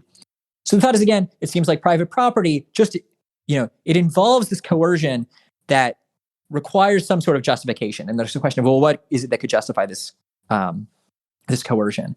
And so that's kind of how I frame the question. And then I sort of try to consider the various proposals that people have put forward in this light, right? It's the question is, do people's proposed justifications of private property, right? Do they in fact justify the coercion that's involved in the enforcement of private property? So I run through a bunch of different proposals. I don't know how many you could go through. Maybe I should just go through like some of the more. Yeah, go through probably the most popular ones. Yeah. Let's do the most popular ones. So we'll skip some of the little bit, the kind of more zany ones. Yeah. But so I'll start with one that's, probably the most popular one that is worth getting into is this one that is kind of Lockean Proviso motivated, which is sort of the thought that private property is justified because it leaves everyone better off. This is a popular view. Lots of people have endorsed different versions of it. Right, like most famously, probably Nozick. But this is a sort of common strain in libertarian political philosophy, right? Is to emphasize all the admittedly very real benefits of private property. Right, it makes everyone richer. Right, you might think that a world without private property would be poor and miserable, and instead we live in this sort of nice high tech society, and that's thanks to private property. Right, and the thought is that the fact that private property has this sort of very utility promoting effect sort of warrants, that sort of justifies its existence. Right. So that's the argument. Right. And, that's kind of, I guess, you might justify initial appropriation, though. Well, no, but you might think that. So this gets tricky, right? And this is actually something I sort of push at in a different paper. But, the thought might be that, initial appropriation is a necessary condition of establishing a system of property rights. And so you might think if the system itself is justified because it leaves all these people better off, that justifies particular acts of initial appropriation. I think that's wrong, but that's the sort of story, and I'll sort of grant it here for the sake of argument, right? So the thought is, one easy response that comes to my mind is, look, nobody really thinks consequentialism can justify political legitimacy. Just because states do good things doesn't mean that they have the right to do things, right? Or to use coercion. So why would we think that that would be the case for property rights? Yeah, no, I think that's definitely the case. And that's, I think why many people have sort of worried a little bit about Lockheed Proviso style stories. But nonetheless, right, I think that's right, that it is very odd that all of a sudden, when especially libertarians so frequently dismiss the relevance of utility when it comes to assessing what rights people have, that then they kind of then start helping themselves. At least deontological natural rights ones. Right, exactly. At least, deontological libertarians are very down on utilitarianism and sort of utilitarian concerns, but nonetheless, find themselves, I think, helping themselves to this sort of reasoning. And I think you can put a bit of a gloss on it and say, well, even within a deontological framework, maybe it starts to seem a little plausible that you might be able to justify certain actions to virtue of the fact that it leaves them better off, maybe. But I think you're right to be suspicious. What that would look like, that would look something like what? You have a positive right to encourage general utility, and that would manifest itself by the negative or the positive obligation to generate utility, and that would justify itself by the negative obligation to property rights. Already you're strongly weakening the sort of moral force that the property right was supposed to have in libertarian theory, right? Yeah, I agree. So I think that's a problem. But in some sense, for this purposes, I want to just grant this and sort of, I want to bracket that to grant, this is such a popular objection that I kind of want to be like, all right, well, let's just see how far it gets us. But even then, I think your worries are very on point. But I think even then there's sort of additional worries that can be generated against this sort of thought. I guess, and maybe these sort of worries build upon this sort of core intuition that you're raising about the ability of sort of welfare considerations and utilitarian considerations to justify the use of coercion, right? So there's sort of a few things you can sort of push at here. One would be to sort of just provide intuitive cases where it seems like welfare gains don't justify the use of coercion, right? So, for example, I give a case where I say, suppose that, again, you and I are stranded on a desert island, and it's got very scarce resources, such that we'll both live pretty impoverished lives if we stay on the island. And then all of a sudden, one day, a little rowboat washes up to shore, or I guess maybe a little sailboat that can only hold one of us, right? If both of us get in, it starts to sink. And I say, sorry, Zach, it can only hold one of us, and it's going to be me. So I'm out of here. I'm going back to civilization. See you later. And you say, hey, come on, no, I want to get, I want to take the boat. And I say, sorry. And I sort of, push you off, tie your hands up, leave you on the beach, and sail off. Right? And you might think, well, is my coercion justified? And I could say, well, yeah, of course. Look how much better off I've left you in virtue of this coercion. Had I not coerced you, right, then we'd both be stuck on this stupid island splitting scarce resources two ways. Now, in virtue of my coercion, you get all the resources to yourself. I get to go back to civilization. Big utility gains all around. So I can justify, the coercion in virtue of the fact that you are better off because of it.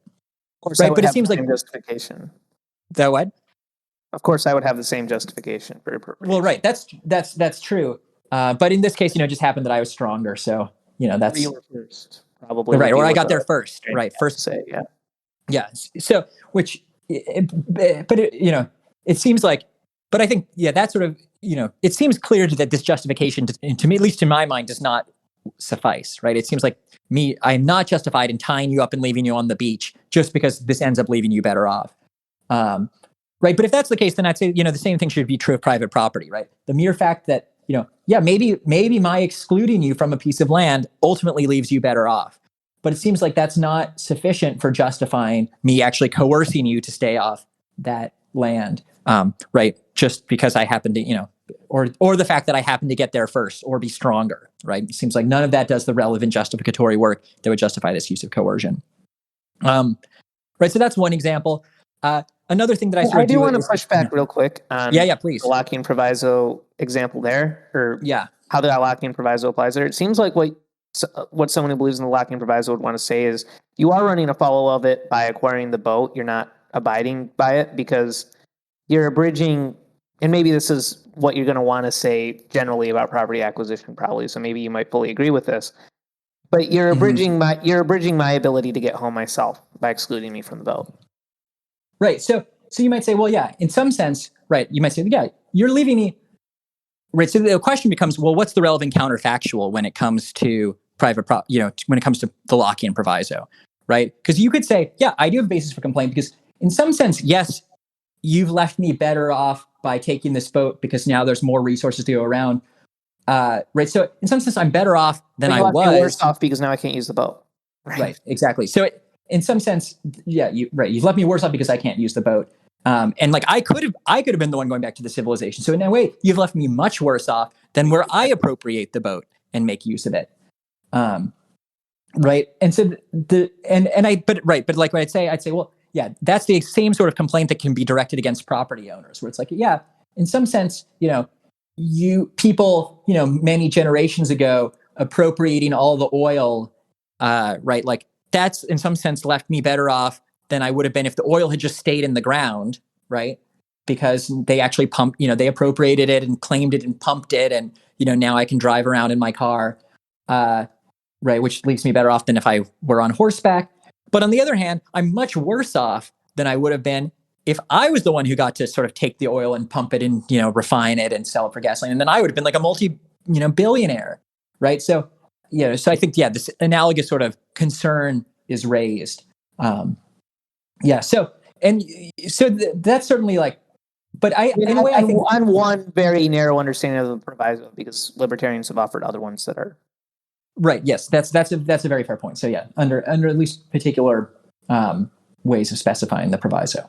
Yeah, so that's certainly that's one reason you might think this justification doesn't succeed. But I also think just in general, this case illustrates the way that I think that even you don't even have to sort of appeal to that kind of concern, that sort of counterfactual concern, to appeal to why the coercion is unjustified. Right? I think the case illustrates it. Can be used at least to just illustrate the more narrow point that just leaving somebody better off is not sufficient for justifying the use of coercion. Yeah. And I think there's and then I think there's lots of other ways to support it. Like I sort of invoke other cases that humor uses, right? So humor sort of provides a number of, because this is sort of a concern, a kind of argument that people make about states, is they say, well, maybe states leave us a lot better off, and that's what justifies their use of coercion. And so that's something humor's worried about in that context. So he gives lots of examples, try to sort of undermine this case, right? So he says, for example, like suppose that I work at an ad agency, and I forget the exact details, but it's something like, suppose that some people want to rebrand in one way, I want to rebrand in another way, and I know that mine is like much better and will lead to much greater profit for everyone involved. He's like, so can I then pull out a handgun and order people to go with my idea rather than theirs? And he says, no. Now, granted, doing that would lead to everyone being better off, but it seems like the gains to their welfare does not justify my use of coercion against them. But again, I'd say, well, if you take that seriously, that same sort of general principle should apply to cases of, initial appropriation with respect to the Lockheed Proviso, right? It seems like the fact that you leave other people better off does not justify using coercion against them. And in a way, this is just the general libertarian argument against paternalism, right? If you take that seriously, right, like again, humor sort of gives the case. It's like, yeah, if you're eating potato chips that are eventually going to kill you, right, and give you horrible, you're going to suffer a horrible death from, cardiac arrest, right? I still can't force you to stop eating the potato chips and rip the bag out of your hand, right? It seems like my coercion is not warranted, even though it would leave you better off. And that's the sort of, anti-paternalist intuition. But then I think, when it comes to, the Lockheed Proviso type justifications for private property, you might think, well, this sort of, right, in a way, this is just a paternalism argument redirected, right? Yeah, it's like private property leaves you better off. Therefore, you have no reason to complain about the associated coercion. And that's typically something that libertarians reject.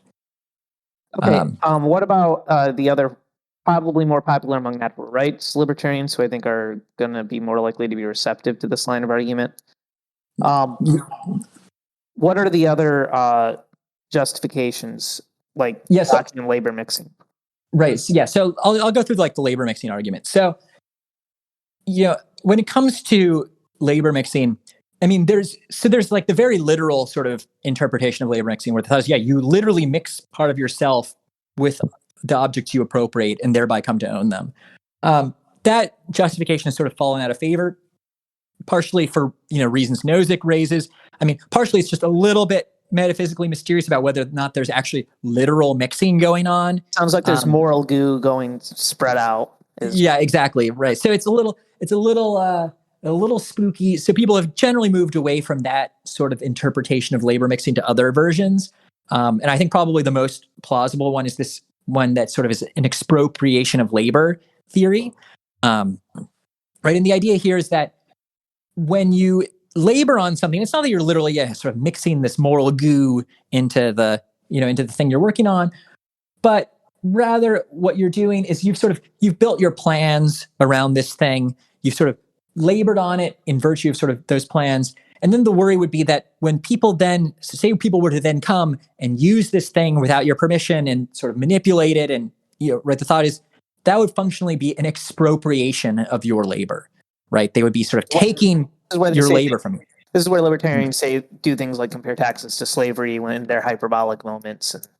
Right, exactly. Which, I see the thought, obviously lots of worries have been raised about that comparison, but I see the thought, and that's I think exactly the sort of thought that's happening here. You've done this thing, you've invested your time and effort into something, and then if somebody basically just plucks that away from you, right, in much the same way that a slave owner sort of plucks away the product of your labor away from you such that you don't get to benefit from the efforts you've invested, something like that.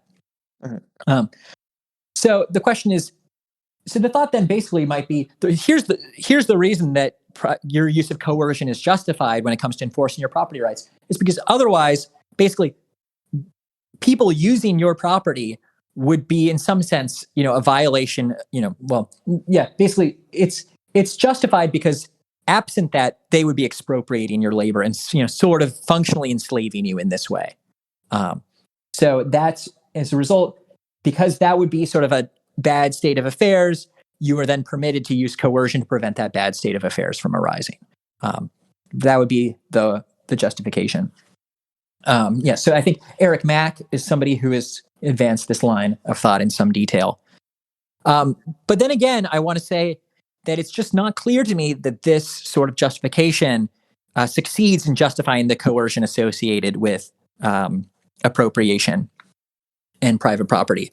And again, I think there's sort of two sorts of ways to push back against this justification. Again, one is to push the intuitive case, right? So the thought is, okay, well, suppose that I do all this planning to just burn a huge swath of forest, right? So there's this big natural forest that's uninhabited, previously unused. I spend a ton of time, pouring lighter fluid on all the tree trunks, stacking a bunch of little twigs at the base of the trees to make sure they'll really burn. And then I finally light it and just transform this entire area into a burnt husk. And the other thought is, well, does that justify me now coercively excluding people from this huge, tract of land that I've burned? And again, I think intuitively it seems no, like the answer is no, right? If a hiker wants to now walk through the burned trees, can I use force to stop them from doing that? And I want to say no. It doesn't seem like that would be permissible, right? And it seems like it wouldn't be a good justification to say, oh, well, I spent all this time planning this giant burn, and now you want to come just take advantage of it and free ride? Like, it seems like no. I sort of acted on this. I made the choice to act on this plot of land. I burned it, but the fact that I did that doesn't license me to now, physically act against people's bodies and restrain them and coerce them to keep them from sort of, using this tract of land.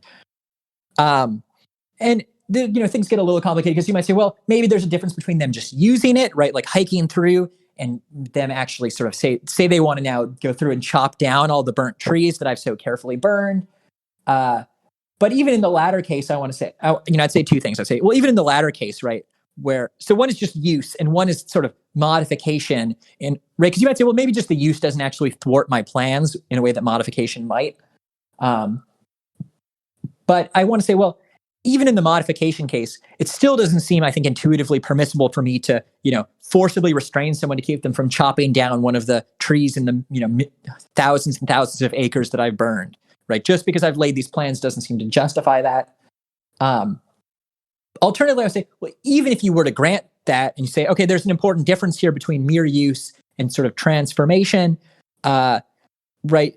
Then the problem with that is that gives you much weaker property rights, right? Where you then no longer would have rights against people using your property as long as they didn't sort of transform it in ways that, messed up your plans in significant ways. Someone would have like universal easement rights. Right, exactly. So, all right, that's fine. I have one more thing to say about this. Should I say the other thing, or we can move on? No, go ahead. Okay. The other thing, and in a way, this I think is a stronger argument in some sense than the intuitive case, is that I want to say, here's the other problem, right? So suppose that I own a car and I give you permission to paint it. So you say, great, I love to paint. So you paint the car, and then I start to drive away with it. And you say, stop, you can't do that. You're expropriating my labor. I spent all this time painting the car, and now you want to just drive it away somewhere where I can't look at it? Like, you can't do that. I'm going to stop you from doing it. And the question is, would you be justified in coercing me to stop me from using the car? Seemingly, the answer is obviously no. Why? Well, because I own the car. But now we have to be precise. It's like, well, what's happening when I say I own the car?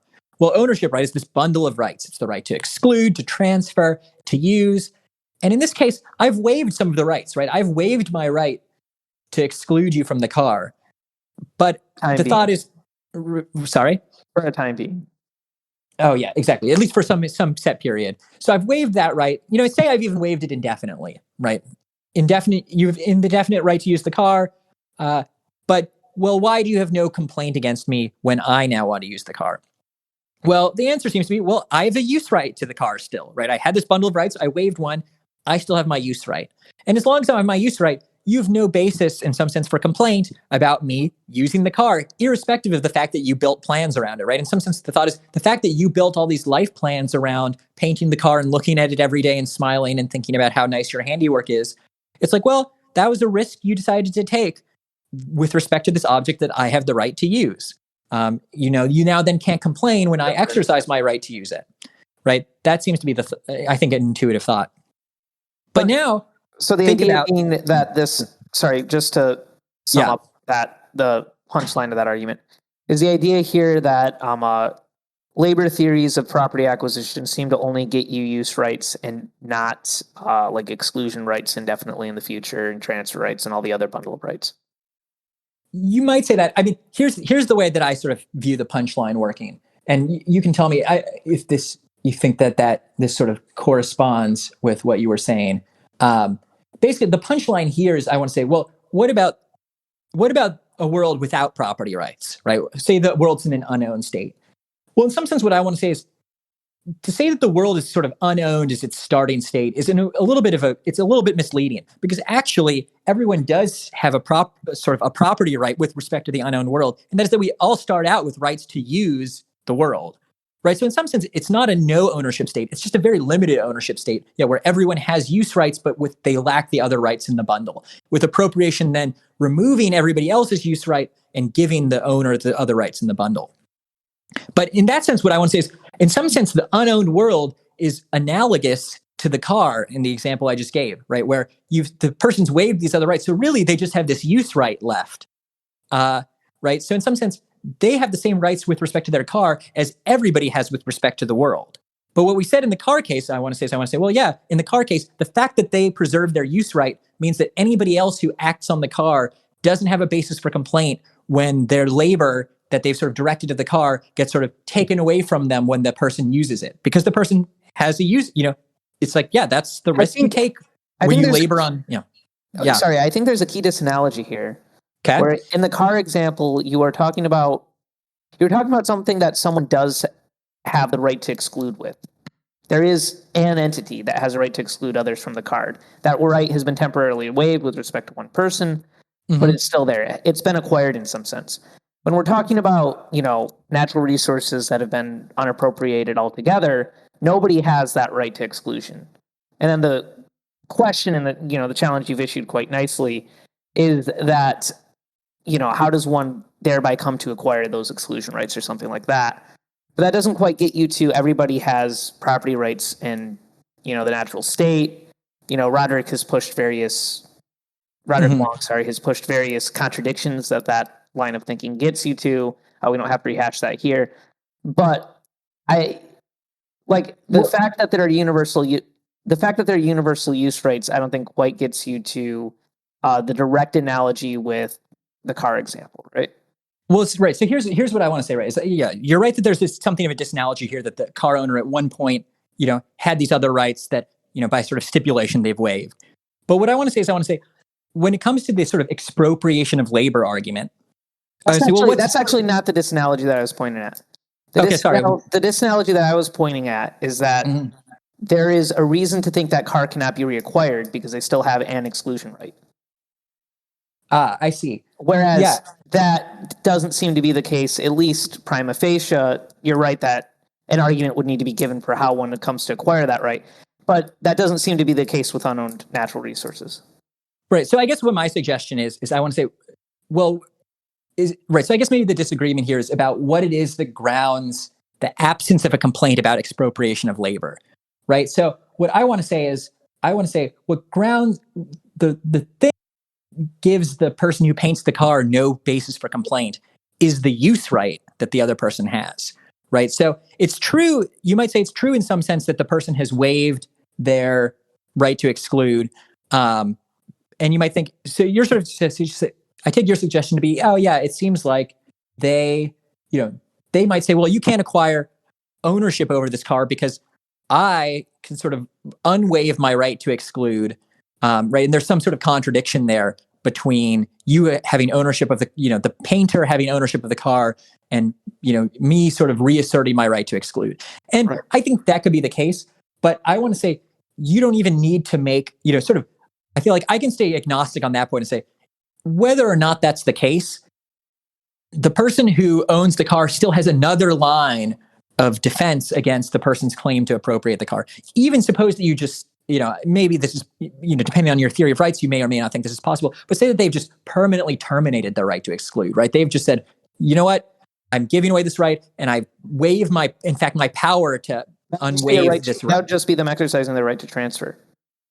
Well, not necessarily, because they aren't giving anybody else the exclusion right, is the thought. They're so you're thinking abandonment or something like that. Something like abandonment, right? All right, that's fair. Where they preserve the right to use. So I think you could unbundle it, because the other thing is you might think with abandonment, you might think other people sort of, something like abandonment.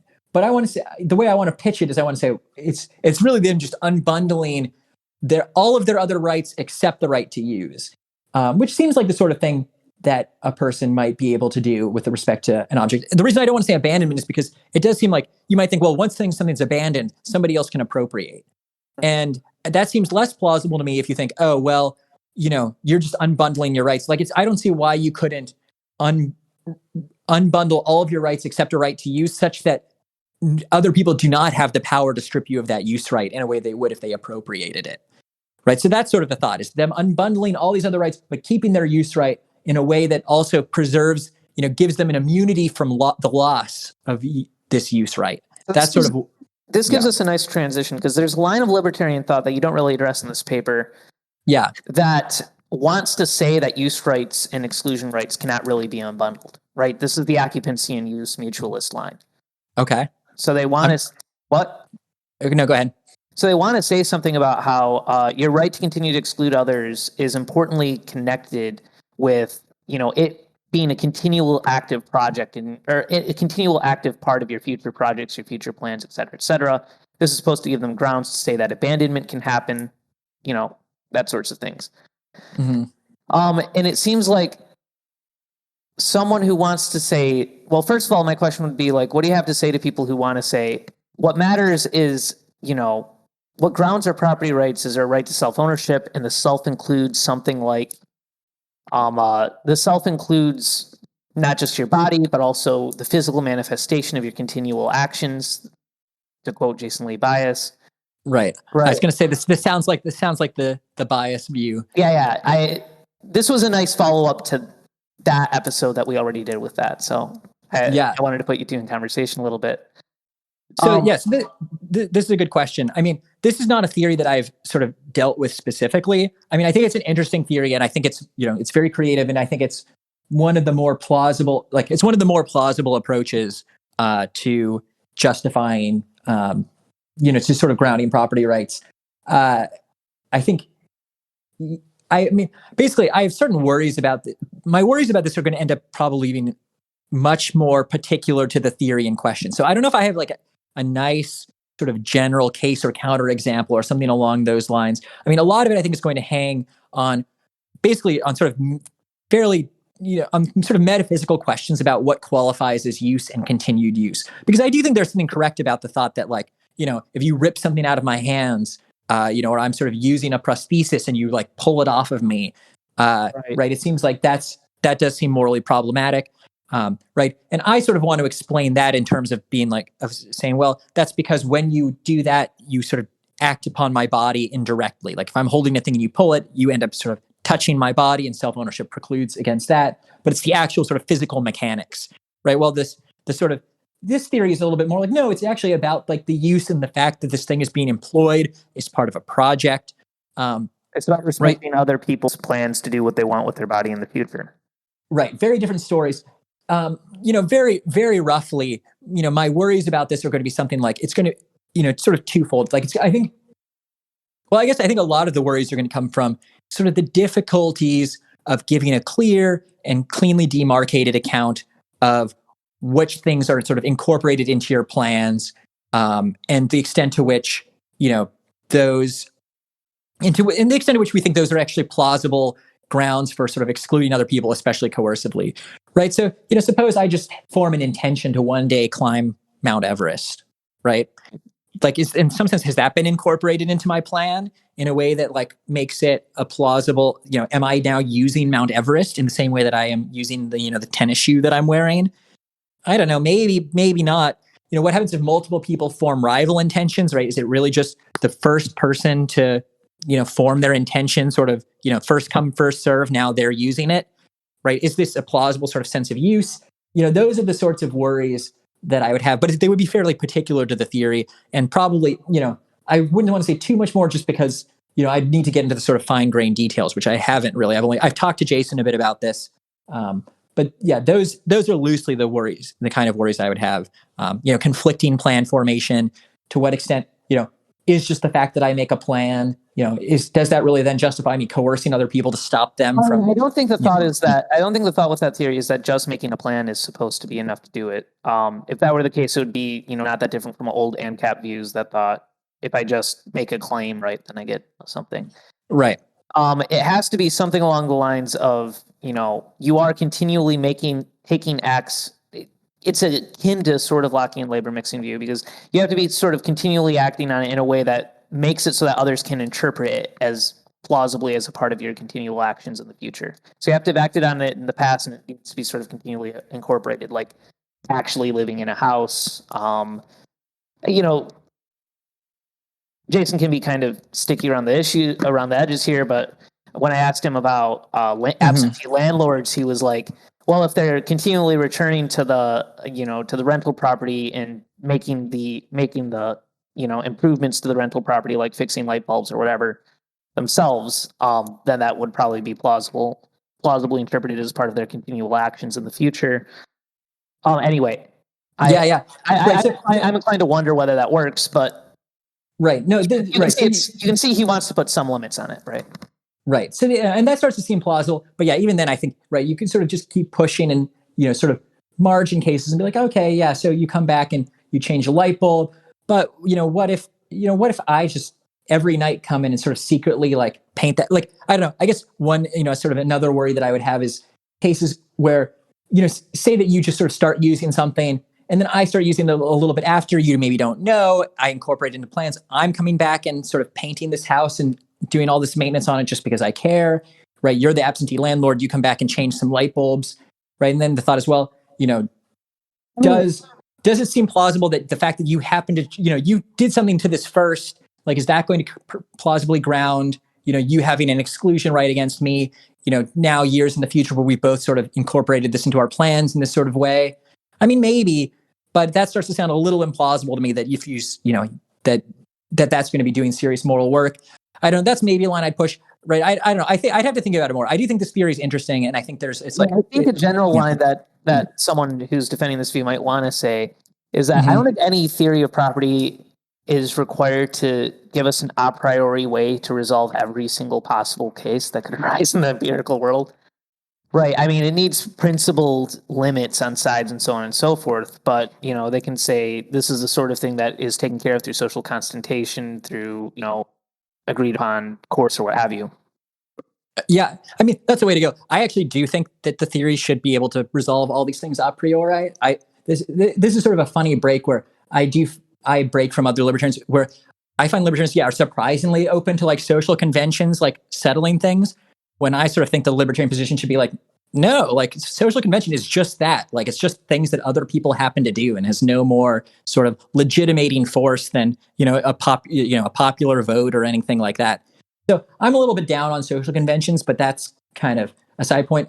But I think that in general, the more what I'd want to get out of these cases is less, I guess a little bit less being like, oh, here's like this sort of fringe case, and more being like, what is it that we really care about in this case? Like, what is really doing the moral work?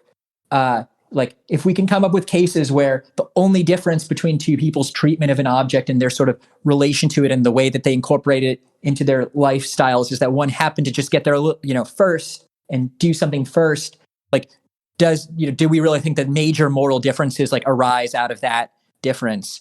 And I'm tempted to be like, maybe not. I mean, again, I'm not sure. This is very speculative. I'd have to really, but that would be sort of the strategy is trying to consider whether or not, the sort of, eventually this theory will have the result, that like little differences like that should matter in a way that it seems like they don't. That would be the argumentative strategy. But again, I think I'm not doing the theory full justice because I have not engaged with it seriously. I also don't think it's been fully worked out in a fully functional form. So I want Jason to really develop it, because I do think it's a creative and plausible argument as far as these sort of theories go.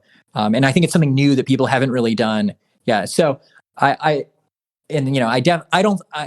intuition is that it does not ultimately succeed, but I'd like to see him, take his best shot at it so that, because that would let us, really get into the details and really sort of examine what parts of it are working and what parts aren't.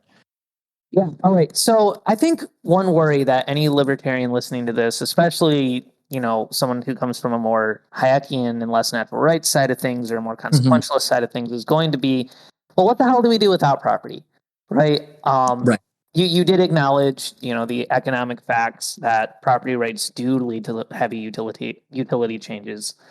And so what does the world look like? What does anarchist political theory look like once you completely give up property? Does it just look like social anarchist federations? That doesn't seem attractive to someone from a market anarchist background, right? Right.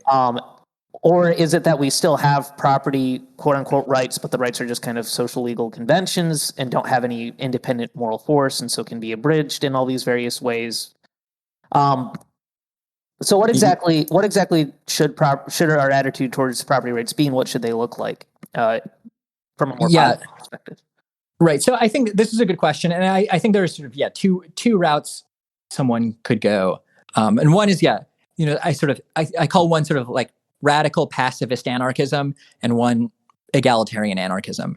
And I think the radical pacifist kind of does have to go something like the federation route and just has to say, something like, coercion with respect to external objects is basically never justified except in extreme cases like, saving people's lives or stopping, something serious disaster from happening. And outside those sort of...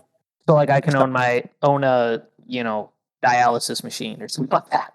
Right. Maybe you could own a dialysis machine to keep yourself from dying. Maybe you could, stop somebody from, poisoning all of Earth's groundwater or something like that. Those are going to be pretty numerous cases with respect to the dying thing. Like at that point, wouldn't you be able to own the food you're preparing? That's right. I mean, potentially. So actually, this might give you a little bit more grounds than I maybe presented in the sort of initial. Right. Like, maybe it gives you some like rights over necessities or something like that. But probably not much beyond that. I mean, I'm sort of thinking in Humerian terms where, a lot of the cases where he sort of considers coercion to be justified. And I think plausibly is like, in crisis situations where it's like necessary, if it's necessary to save your life, right, then maybe coercion is permitted or something like that. Without property rights, those crisis situations are going to be pretty common. Yeah, I mean, right, that could be the case. So you might end up with this kind of world of like, kind of almost like minarchist property sort of, where like everyone has like their little holdings that kind of keep them alive. But then beyond that, everything else has to be done via consensus. Yeah, and it's kind of a poor world. And that's, I think, just an unfortunate bullet that you have to bite. It's like, but at least we aren't we're all in some sense materially worse off, but we've minimized the use of coercion against each other.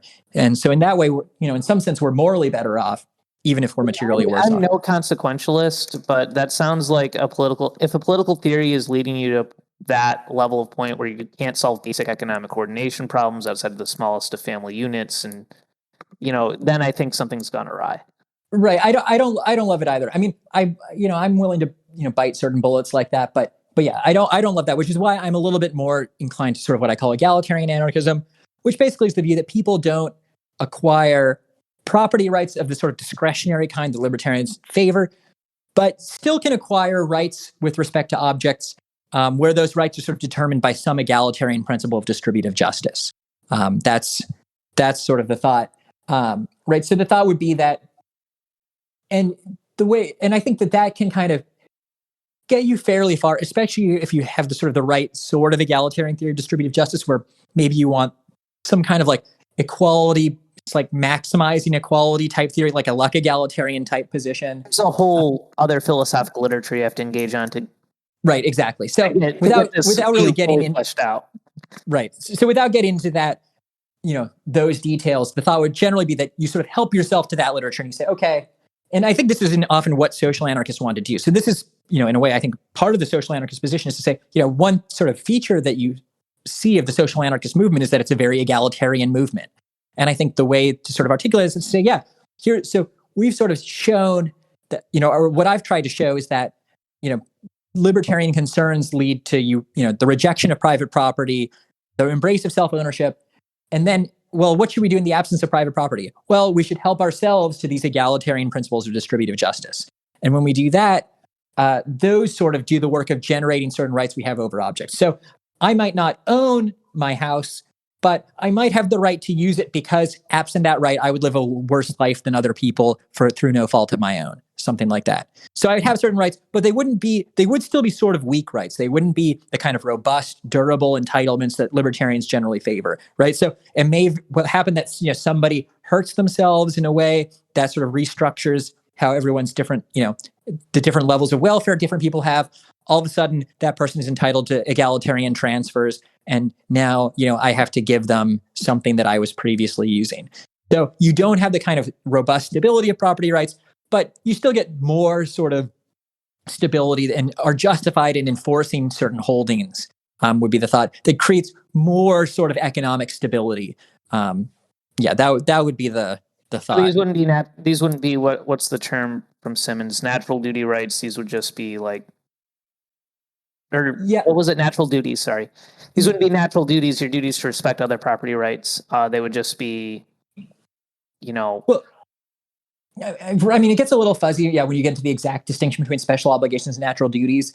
But I actually do think that these would be sort of natural duties versus special obligations. So, unlike, yes, property rights, which are sort of historical and based, owed to like particular persons in virtue of like actions that they've done in the past, right? You might think, well, I mean, on the one hand, you might take a more radical view and be like, this is owed to everyone, right? It's sort of or you might think it's still a directed duty. It's still owed to a particular person, but not in virtue of the fact of any particular thing they've done in the past, right? And if they don't have any sort of discretionary control over it, they can't necessarily waive this right. I was talking about not the obligation to respect others' rights generally. I was talking about what the specific content of these property rights are going to be. Right. No, that's what I mean is, so the rights over objects, like, so, basically particular people might have rights. So basically the thought is the people would have rights over objects. They wouldn't be property rights. They wouldn't come bundled. They wouldn't have immunities. It's possible that those rights wouldn't even necessarily be directed to the person. They might be sort of, direct. They might just sort of be generally owed to, to persons. And they might be content independent, or there wouldn't be content independent control, right? Right. That would be the crucial difference to emphasize, right? So there would not be content independent control. So it would not be the case that, that I have a right over something irrespective of what I do with it or how I use it, or, or what other states of the world sort of obtain, right? I'd have this right over something, but I could immediately lose that right, potentially just if somebody else suffers bad luck, and is therefore ends up like worse off than me, right? That right might immediately then transfer to them, and they now would have a right to that thing, such that an egalitarian distribution is realized. So this is the philosophical anarchist, but not political anarchist attitude towards the state, pretty much. Yeah, exactly. Right. It's sort of that's a really, again, a nice way of putting it. Is there's an analogy there where you say, well, yeah, you end up with, something that maybe doesn't look that different from the status quo, but is sort of importantly morally different. Right. Yeah. You don't have, there still are important, like, sort of rights and obligations that obtain, right? Yeah. So in the same way that, the state might not be legitimate, but you still have obligations not to kill people. It's not because the state tells you not to, right? It's because there's sort of an independent moral consideration that grounds those rights, right? And the same thing would apply vis-a-vis rights over objects, right? People would have rights over objects, but it's not because of those aren't entitlements, not grounded in any sort of, past act of initial appropriation. Rather, there's sort of other moral considerations that generate, sort of an egalitarian rights over objects. So how does this differentiate from like Lockean theorists who want to read the Lockheed Proviso as requiring certain distributive restrictions on acquisition? So an acquisition is unjust an acquisition is unjust if the state of affairs before the acquisition, for an example, was not already meeting a sufficientarian, right. distribution.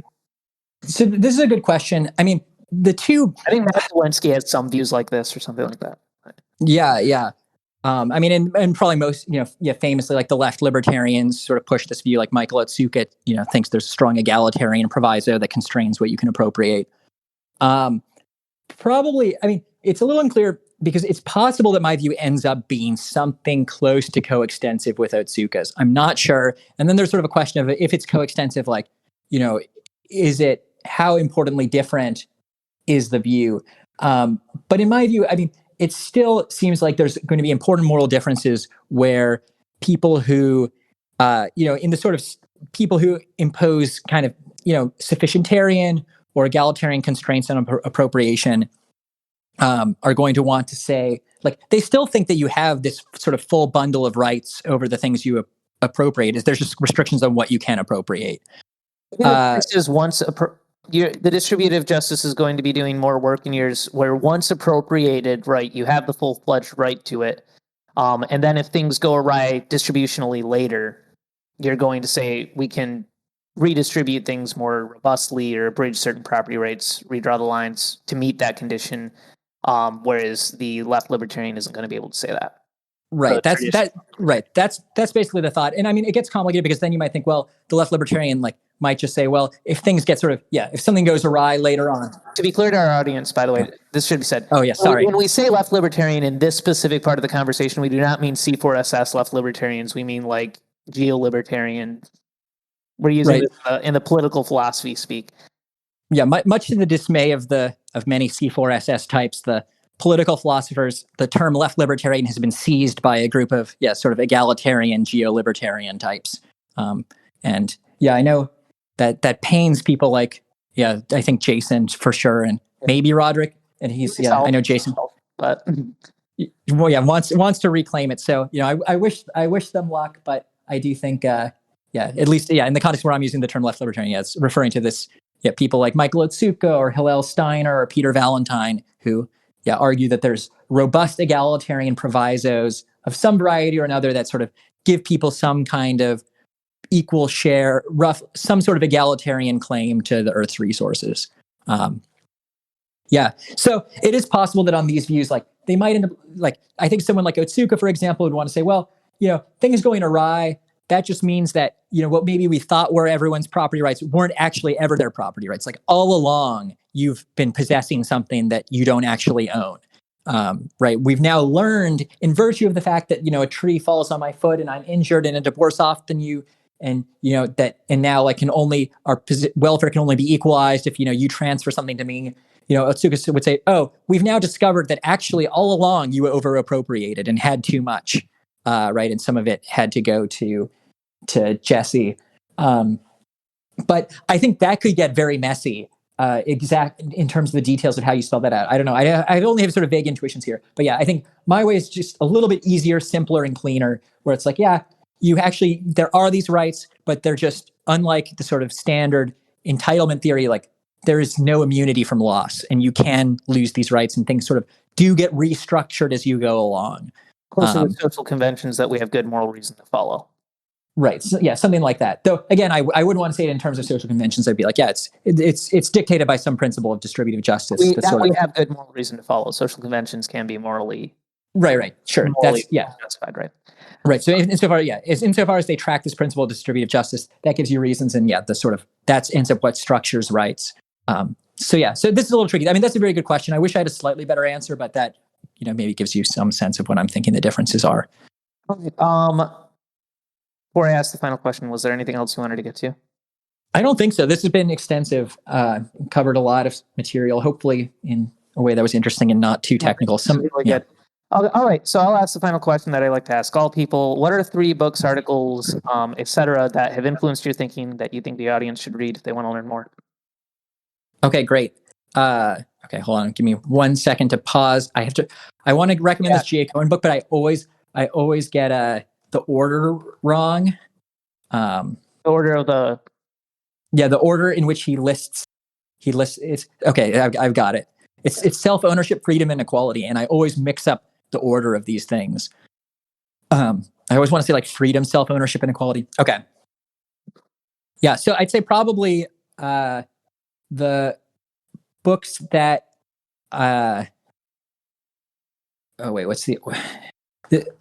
and then I also want to recommend the Simmons book. It's ironic that all the books I want to recommend, I get the order wrong. Because I want to recommend the Simmons book. The 1979 one, Moral Principles and Political Obligations, that one? Yeah, Moral Principles and Political Obligations. I'm always like, moral obligations? I can never remember the title. I can always remember the citation here. But Yeah, exactly. Thank you. That's, okay. Right, it's ironic that I can't, that I mix them up. Okay. Yeah, so probably the 3 books that I would recommend. I mean, certainly we've talked a lot about the humor book, and that's like a cool book for people to check out. It's one of the, so it's The Problem of Political Authority. And, it's a cool book where it's got both sort of a moral component, sort of giving common sense arguments against the legitimacy of the state. And then also, he actually tries to sort of work out in some detail what an ANCAP type system of, policing would look like, which is just an interesting project. And I mean, a few other people have tried to do something like that, like, David Friedman. But, it's kind of cool that there's a book that does bundle together this, it's one of the sort of few complete defenses of a strand of anarchist thought. And I do think that the, left-wing anarchists, aren't going to like the second half very much, I think, but they won't like the sort of security markets. But I think the first half has, the arguments against political authority will be useful and interesting for anarchists of all varieties. So definitely recommend that book. I think another book, the second book I'd recommend is G.A. Cohen's Self-Ownership, Freedom, and Equality. This is probably the book where G.A. Cohen deals most directly with libertarians and engages most directly with libertarian thought, and sort of discusses, the similarities between Marxism and libertarian thought, which is quite interesting. He thinks that, in a way, Marxist concerns with exploitation are very closely linked and perhaps even presuppose the libertarian self-ownership thesis. And so, so it sort of goes into that discussion, but also sort of does some of his more influential critiques of Nozick, talks about the relationship between freedom and, freedom and self-ownership and property rights. So yeah, there's a lot of good interest, sort of socialist libertarian dialogue, debate, and sort of fusionism happening there. So I think that would be something that would be interesting for listeners of the podcast. And then finally, I've got to recommend, John Simmons's Moral Principles and Political Obligations. It's sort of a classic in the field, one of the major sort of exponents of political philosophy, of philosophical anarchism, and sort of one of the main defenders of the view that consent is a necessary condition of political legitimacy. He's got some other things that are good too, but this is kind of like his big book. Right. He's got another little short paper called Philosophical Anarchism that's also maybe worth reading, where he goes through and sort of does some fine-grained distinctions between. Good introduction to A.J. Simmons' thought, I think. Yeah. It's a good paper, very clear, and lots of like nice fine-grained distinctions between different varieties of anarchism. So yeah, that's a cool classes, so. Oh, really? Yeah, that's a really good one to do, I think. I have assigned that as well in intro classes. So yeah, those are my recommendations, I think, and I think those would be a nice kind of like bridge between, kind of the gateway drugs to social anarchism if you're already sort of a little sympathetic to, libertarian starting points. All right. Last thing, plug some stuff. Where can people find more of your work? Yeah, great. Love the opportunity to plug some things. Basically I'm keeping everything that I've been publishing so far is available on my website, which is just jessespafford.com. And I've got a research tab that sort of runs through, just lists the papers right now. I kind of want to give little descriptions of them. So hopefully that's something I'll get around to this summer. But I've got some works in progress that, people are interested in seeing them. A couple of that we've talked about, here aren't actually out yet. So if you're interested in seeing those drafts, send me an email. That's also listed on my website. All right. Jesse, thank you for coming on today. Great. Thank you so much for taking the time to do this. I really appreciate it. Thank you for listening to this episode of Mutual Exchange Radio. Thank you again, Jesse, for coming on the show. That was a really interesting and provocative discussion. As I mentioned before, if you like this show and want to support what we do, you can support us on Patreon. If you decide to do so, you will also get special bonus content and swag as a thank you, including free books, buttons, zines, and special credit at the end of the show, as well as bonus episodes and interviews, such as our Patreon-only podcast, The Outgroup. If that sounds appealing to you, or if you just want to support these shows and the types of projects and conversations, you can go to patreon.com/c4ss.org. That's patreon.com/c4ssdotorg. I'd like to thank our actual associate producers on Patreon, Keon Charles, Uber Ainzing, Brendan C., Grant Gold, Jared Ferguson, Tara Lane, Jason Turner, Lindsay Jane, Curtis Ekman, Yakov Michalkovich, Derek W., David Colburn, DT, Humanosphere, Alex Kikowski, Danny O'Brien, Ackneralls, and James Tuttle. Thank you again for listening, and we hope you will tune in for the next one.